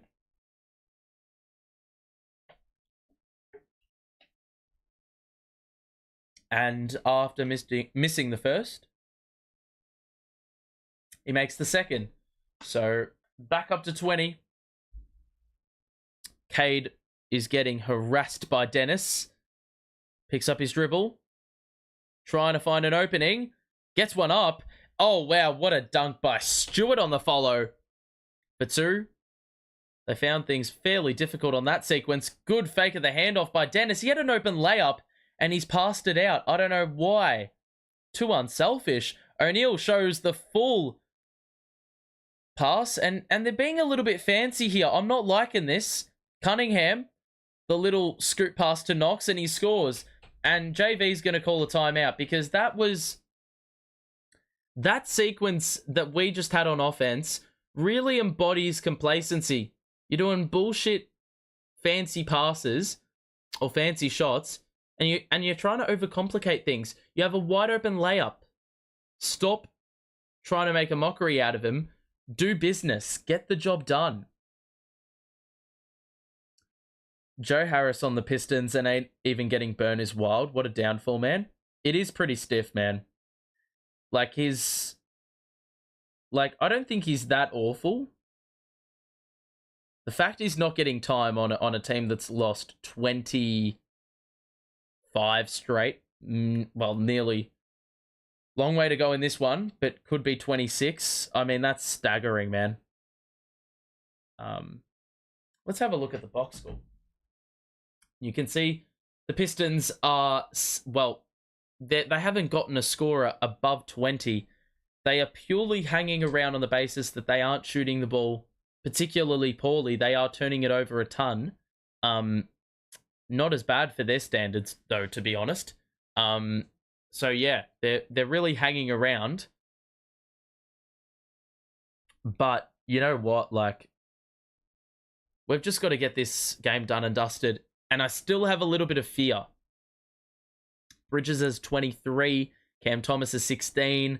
The bench has done a pretty nice job of holding up the fort. But the starters, I mean, they've got to get the job done. It's quite amazing that if you look at the plus minus, the starters really haven't made a difference. Every net is a positive in the plus minus except Clax, who's played 24 minutes. It's crazy, though, that they're still sort of around and in this game. We've had a good amount of free throws, not enough threes, only 8 makes for the game. But we are shooting above 50% from the field. And the turnover numbers are down. So I beg we don't fall into a rut offensively. We've just got to keep looking after the basketball and not going for fancy shit. Just do the simple things. Do it right. And we'll be the better team for it. It's really that simple. There's no two ways about it. So long way to go. 9 minutes to play. And this is the stage of the game where it can go one of two ways. You well and truly put them to bed, or you do the complete opposite and fall away and let the opposition back into the game. So we've really got to ensure that we keep the ball pinging around and that sort of thing. Because when the ball movement's been happening, oh my god, a Dennis Smith lob! O'Neal with the find. So even the guards are getting in on the action with the dunks. What a find by Royce. Knox. Stewart to Cunningham on the wing. Gets into the paint. Shoots and scores. That was well disguised. I thought that was going to be a lob pass, but instead a make on the interior. O'Neal. Oh, come on. What a joke, man. Royce, he's put in some awful minutes in the last couple of minutes. He's been having a couple of brain fades. I don't know what he's thinking with that shit.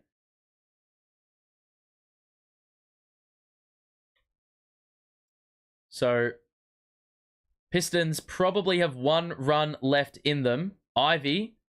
Doe went under the screen. That's terrible defense. And it's down to 12. So, I beg, you do not let them back in the game, even though we sort of have. With a couple of poor sequences. It was up at 20 points. And the Pistons have gone on a run. Cam Thomas 3. Got it to go, plus the foul. That's an outrageous make from the perimeter. You cannot stop that. That's just shot creation at its finest. I'm not really liking the low percentage look, and I'm not liking the lack of ball movement, but when Cam Thomas is your primary on the court, I think you've just got to look at that and just be in awe. It's a pretty rash closeout by Stewart, if I'm being honest as well. So we can get to 110 points with a make.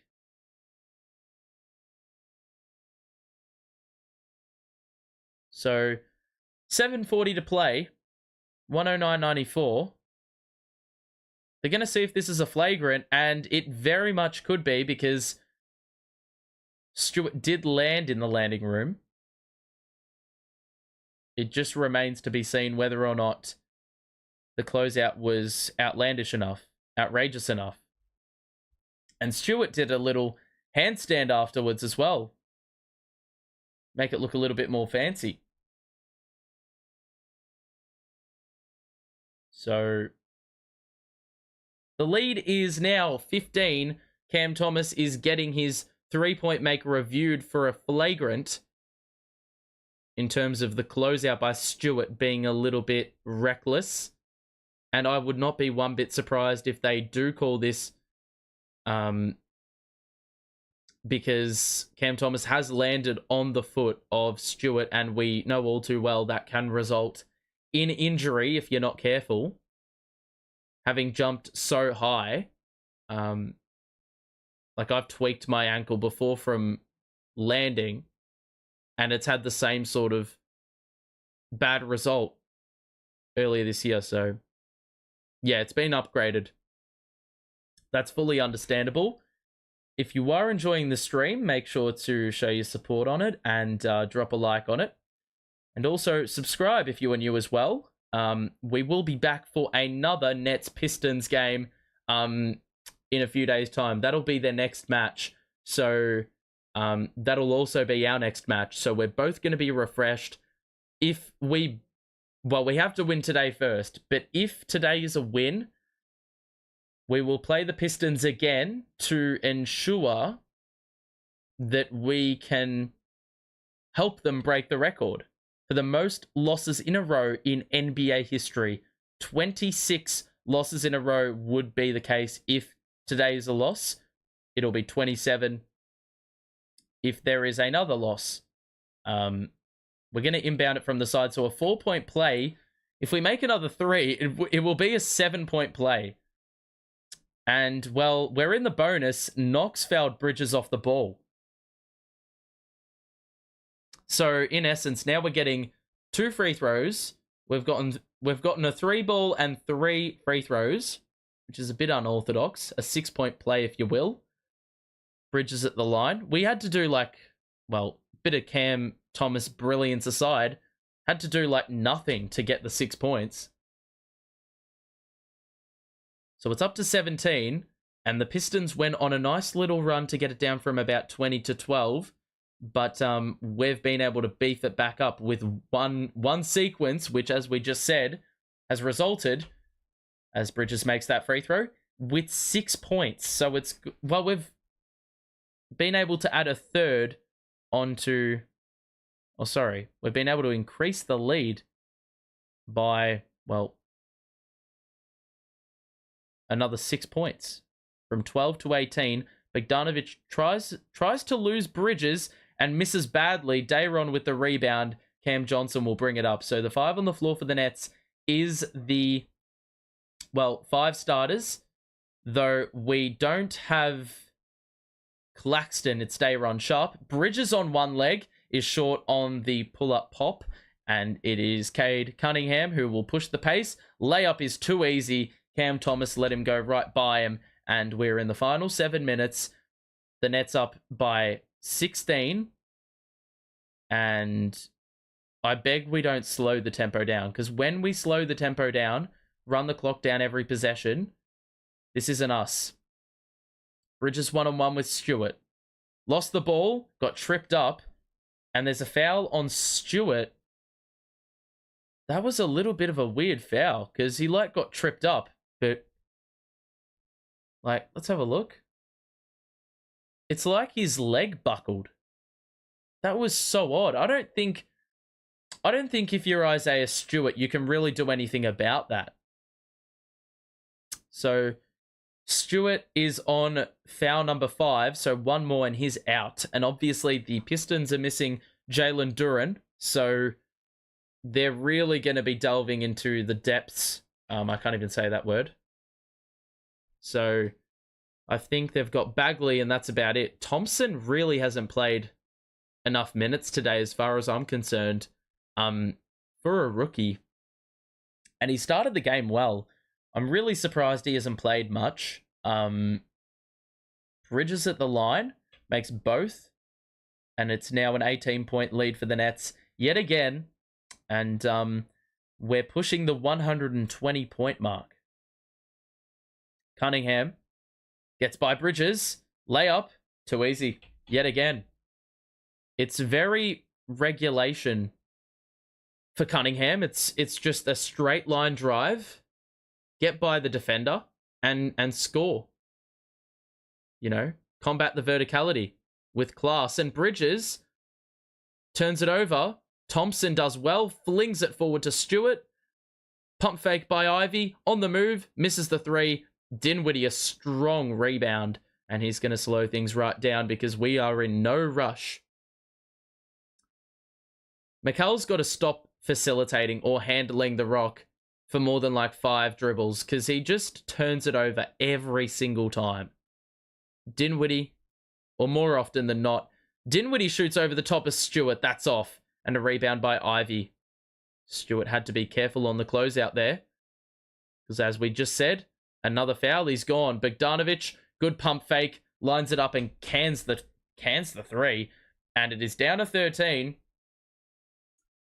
And the Pistons just will not go away, will they? They are only down 13. They have cracked the ton with that 3-point make, and have to say, in this second half, the defense has been a little bit questionable. But that being said, we've still given up considerably less than we did in the first half. From 0 to 100, what is the chance of the Mavericks losing the match? I don't even know who the Mavericks are playing. So, who are the Mavericks playing?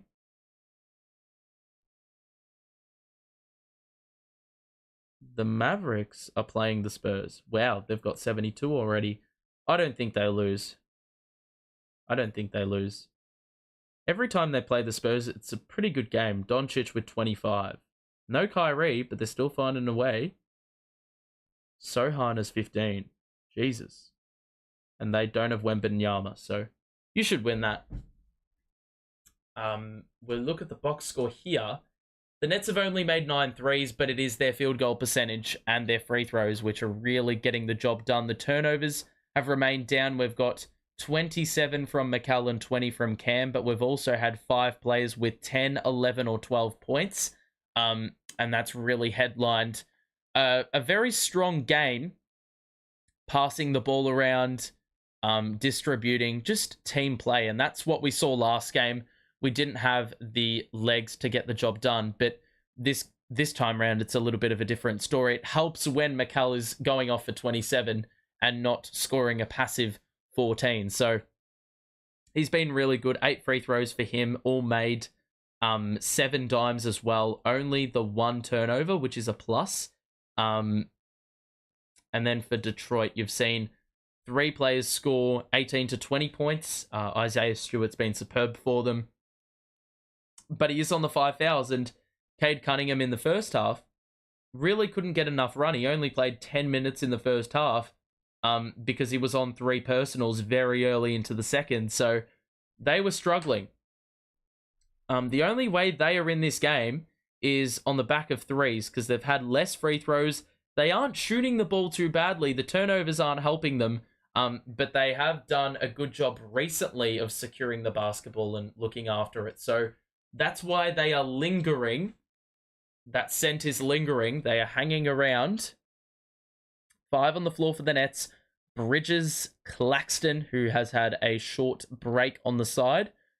Dinwiddie, Johnson, and Cam Thomas. So it will be the 5 that started the game that will close the game out. Thomas to Bridges on the outside. Claxton, top of the key. Looking for cutters. Dinwiddie on the wraparound. Top of the key. He's got Stewart on him. Pass to Thomas. We got 3 to shoot. Thomas gonna get to his spot in the mid-range, and he misses. We didn't even test the paint, which I have a severe issue with. So the Pistons can make the game interesting with another make here. Stewart looking for a handoff. Ivy will take on Bridges. Picks up his dribble. Oh my God. Mikal with the foul and Ivy with the make. It is down to 11. I swear to God. I swear to God. I swear to God. If we even let them back in the game. Well, we have let them back in the game. They are well and truly in with the sniff. They've gone on an 8-0 run in the last 2 minutes. And we've got 4.5 minutes of action to play. The lead is only 10. So there is time. We can't fall into a rut offensively. We saw last game what happens when we go slow. Dinwiddie one-on-one. Drive, bro. Spencer, where's the foul? Gets his own miss and scores for 2. And, well, Stewart needed to be very careful because otherwise he would be out. Cunningham on the wing. Picked up by Spencer. The pass to Bogdanovic. Picks up his dribble. Ivy shoots over CJ.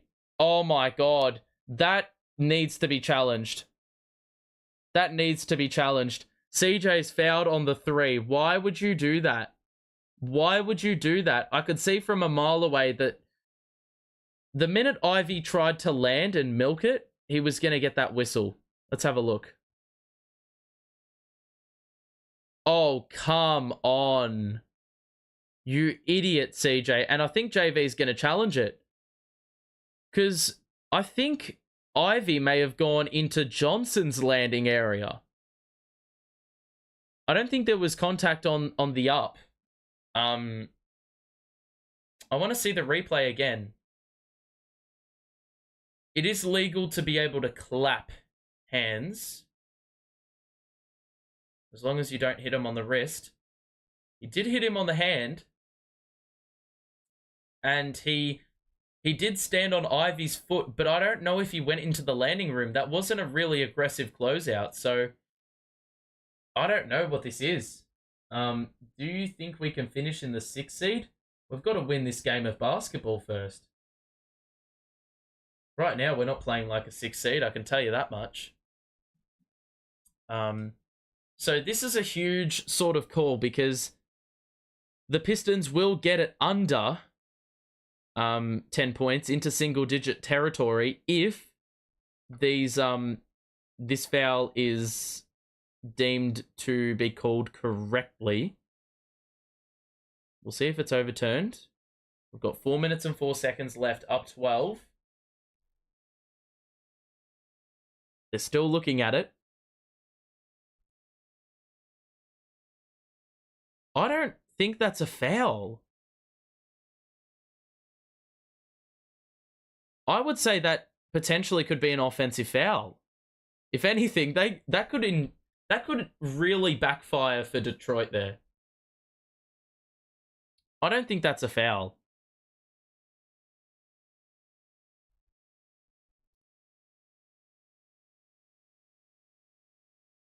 Let's see what the call's going to be.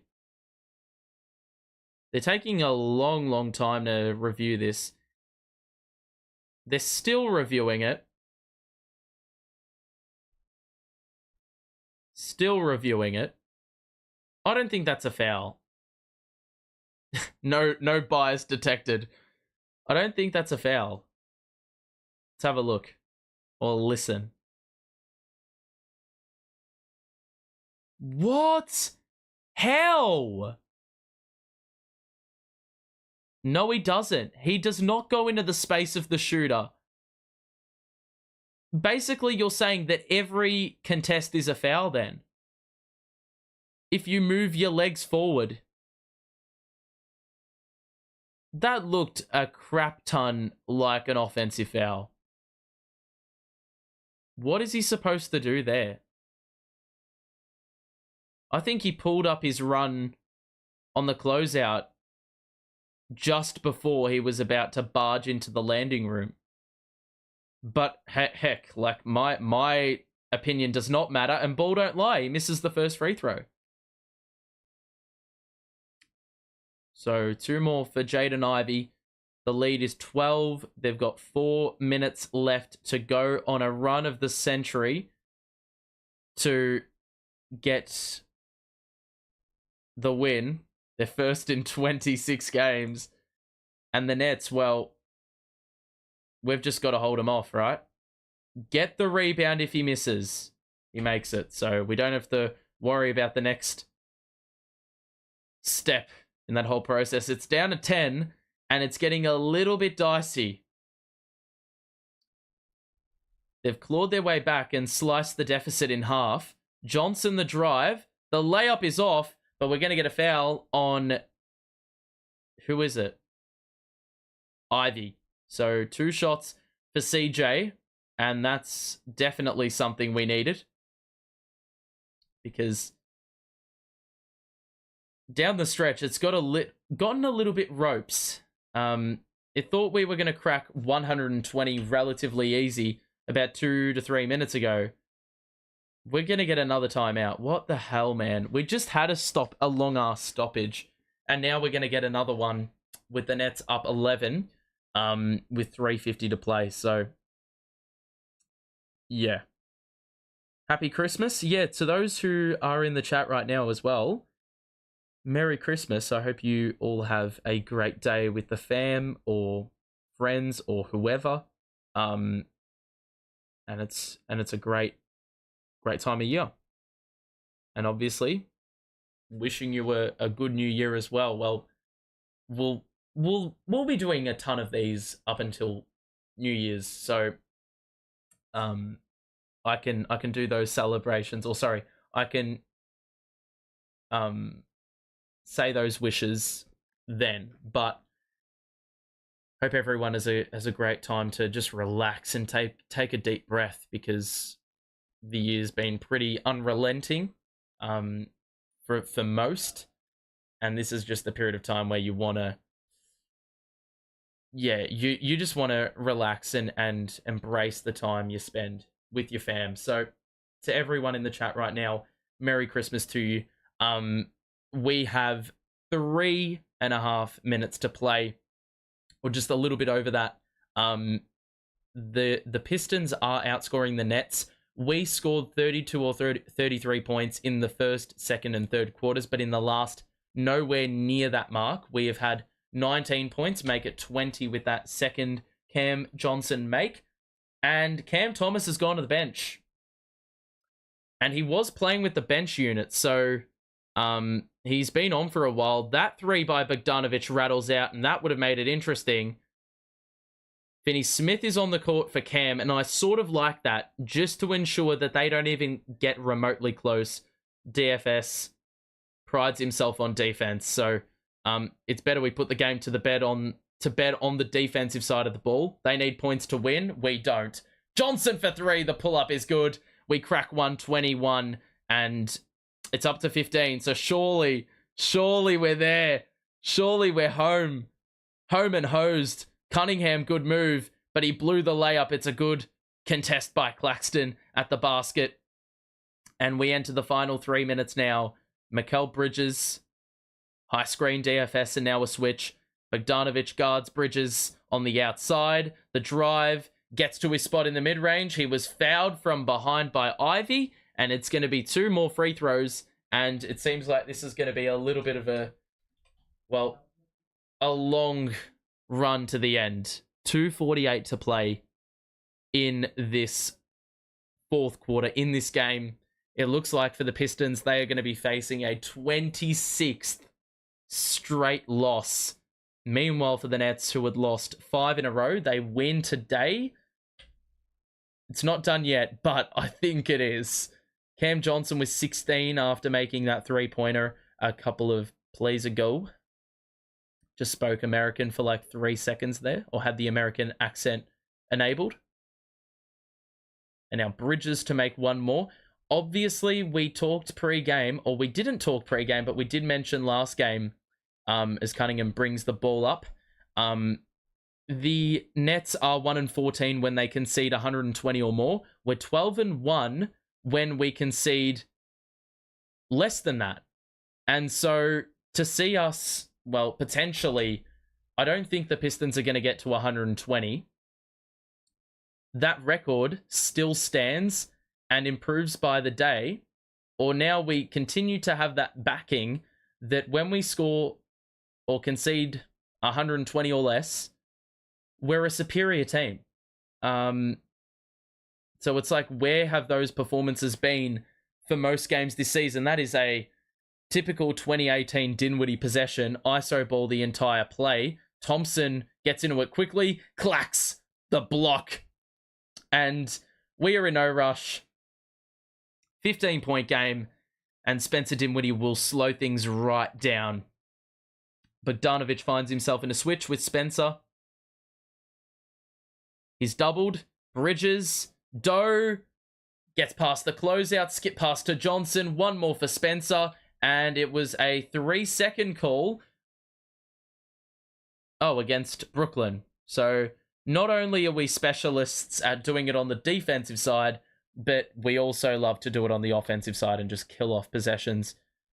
90 seconds to play. Knocked away by DFS. Claxton is going to push the pace. Dinwiddie will slow things right up. And all you need to do is manage the clock now. Johnson gets by. Dunk by Johnson. Gets it up to 17. And that allows an opportunity for the Pistons to call it a day and, well, bring in the entirety of the bench unit. So we've got 80 seconds to play. The Nets up 17. We are going to end that losing streak. And quality shit. Quality shit. Simon, mate, hope you have a good Christmas as well. Hope everyone has a good Christmas. Those who are in chat right now, if you are enjoying the stream or have enjoyed the stream, make sure to drop a like on it and subscribe as well. If you're new, we'll be back at it on the grind for more games following this this Christmas sort of little hiatus. It's like 2 days. It's really not a break. We play the Pistons again, so another opportunity to get back on the winners list and get it back down, or get our record back up to 500, should I say, not back down.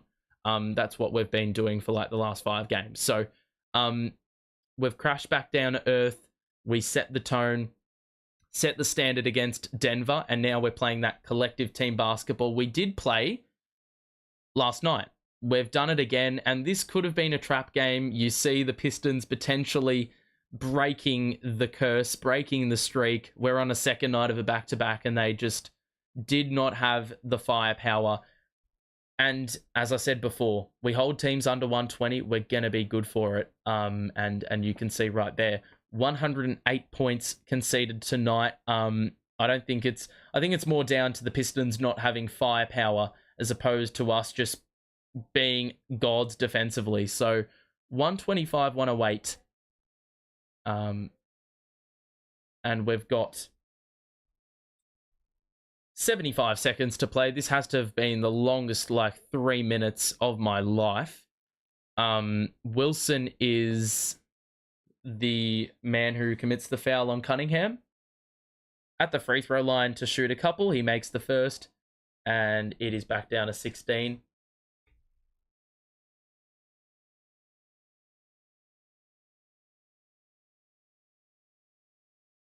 One more free throw.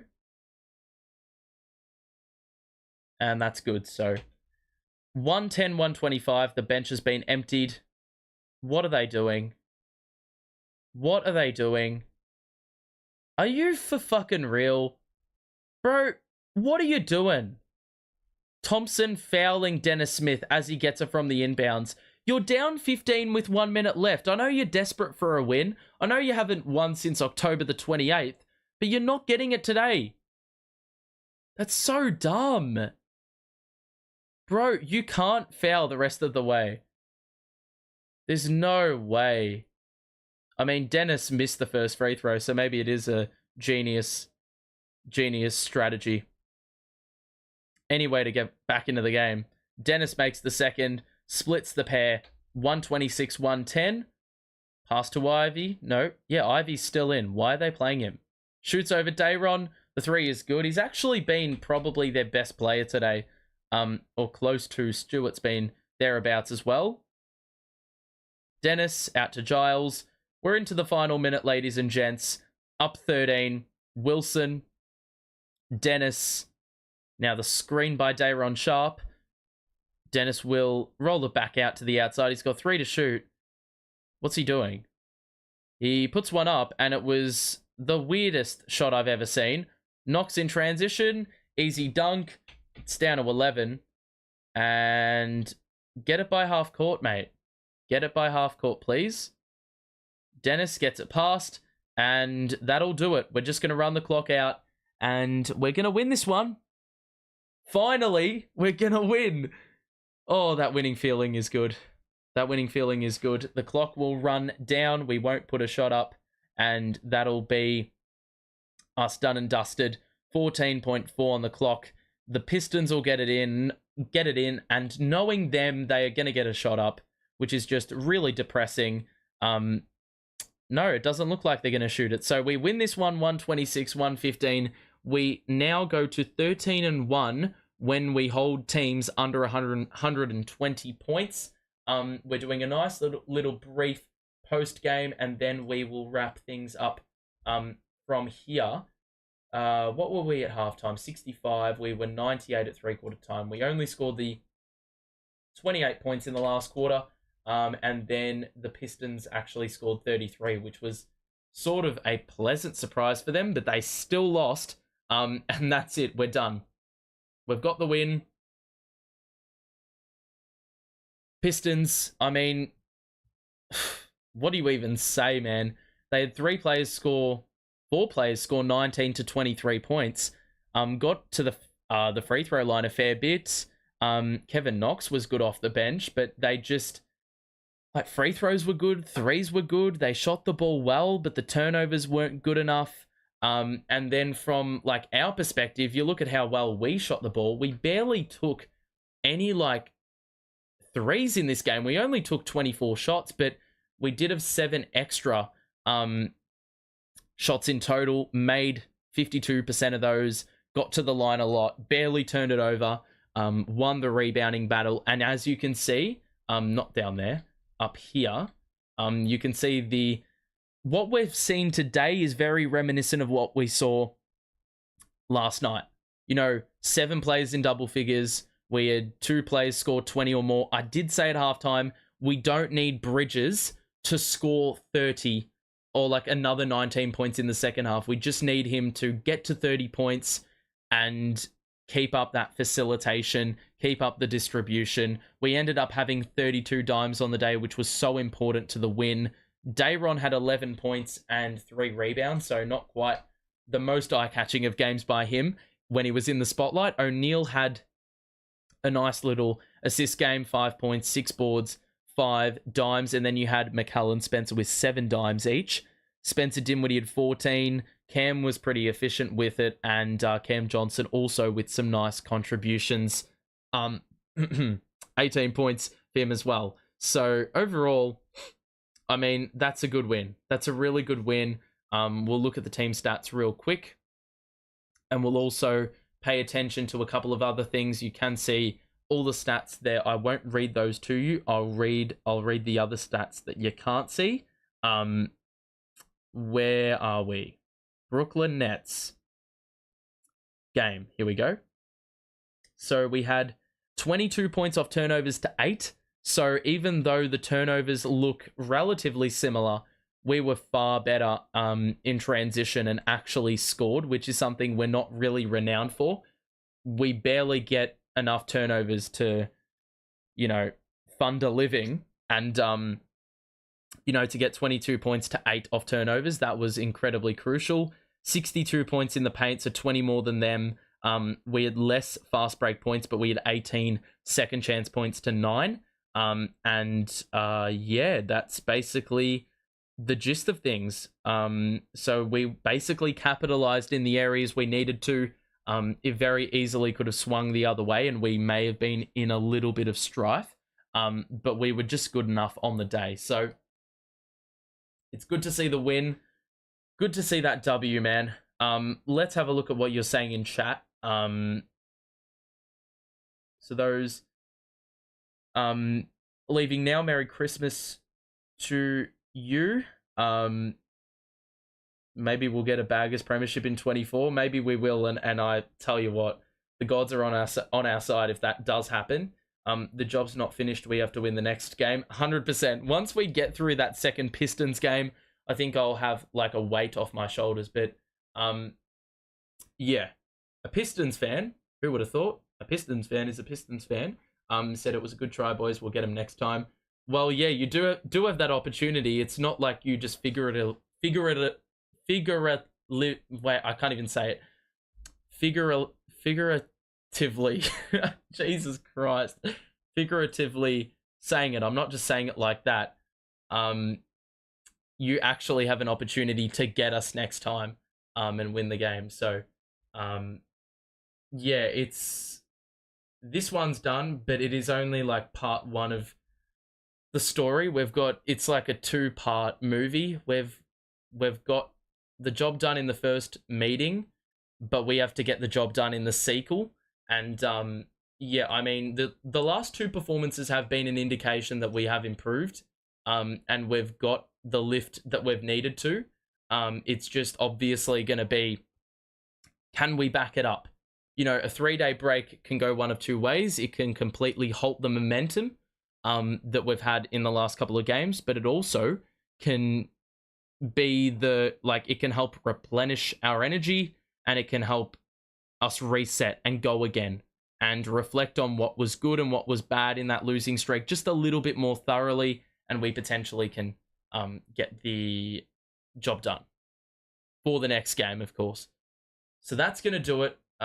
We won, but it was against the Pistons. I do not give a crap. We won. You completely cut off the second half of your sentence. You just say we won, because we did. And in Nets circles, from a Nets perspective, that sometimes is harder to do than it seems. We won is not as simple in the Nets stratosphere, in the Nets universe. So we won, and I take it. And we move forward. So that's it. Thank you for tuning in. Hope you have a great Christmas period, everyone, and spend the time with your fam and all sorts. I hope it's all smooth sailing. You stay safe over the Christmas period. We will be back to grind out the watch parties after the Christmas period. I believe there is 7 or so games in the next 2 weeks. So we will be covering all of those. So if you want to subscribe, you know where the button is, and stay notified for that. So that's going to do it. Thank you, everyone, for tuning in. We will see you again for that Nets Pistons game. As you can see, top right, Wednesday in Australia and Tuesday in the US. Tuesday night, that is, of course. We will see you then. Have a good one. Bye for now.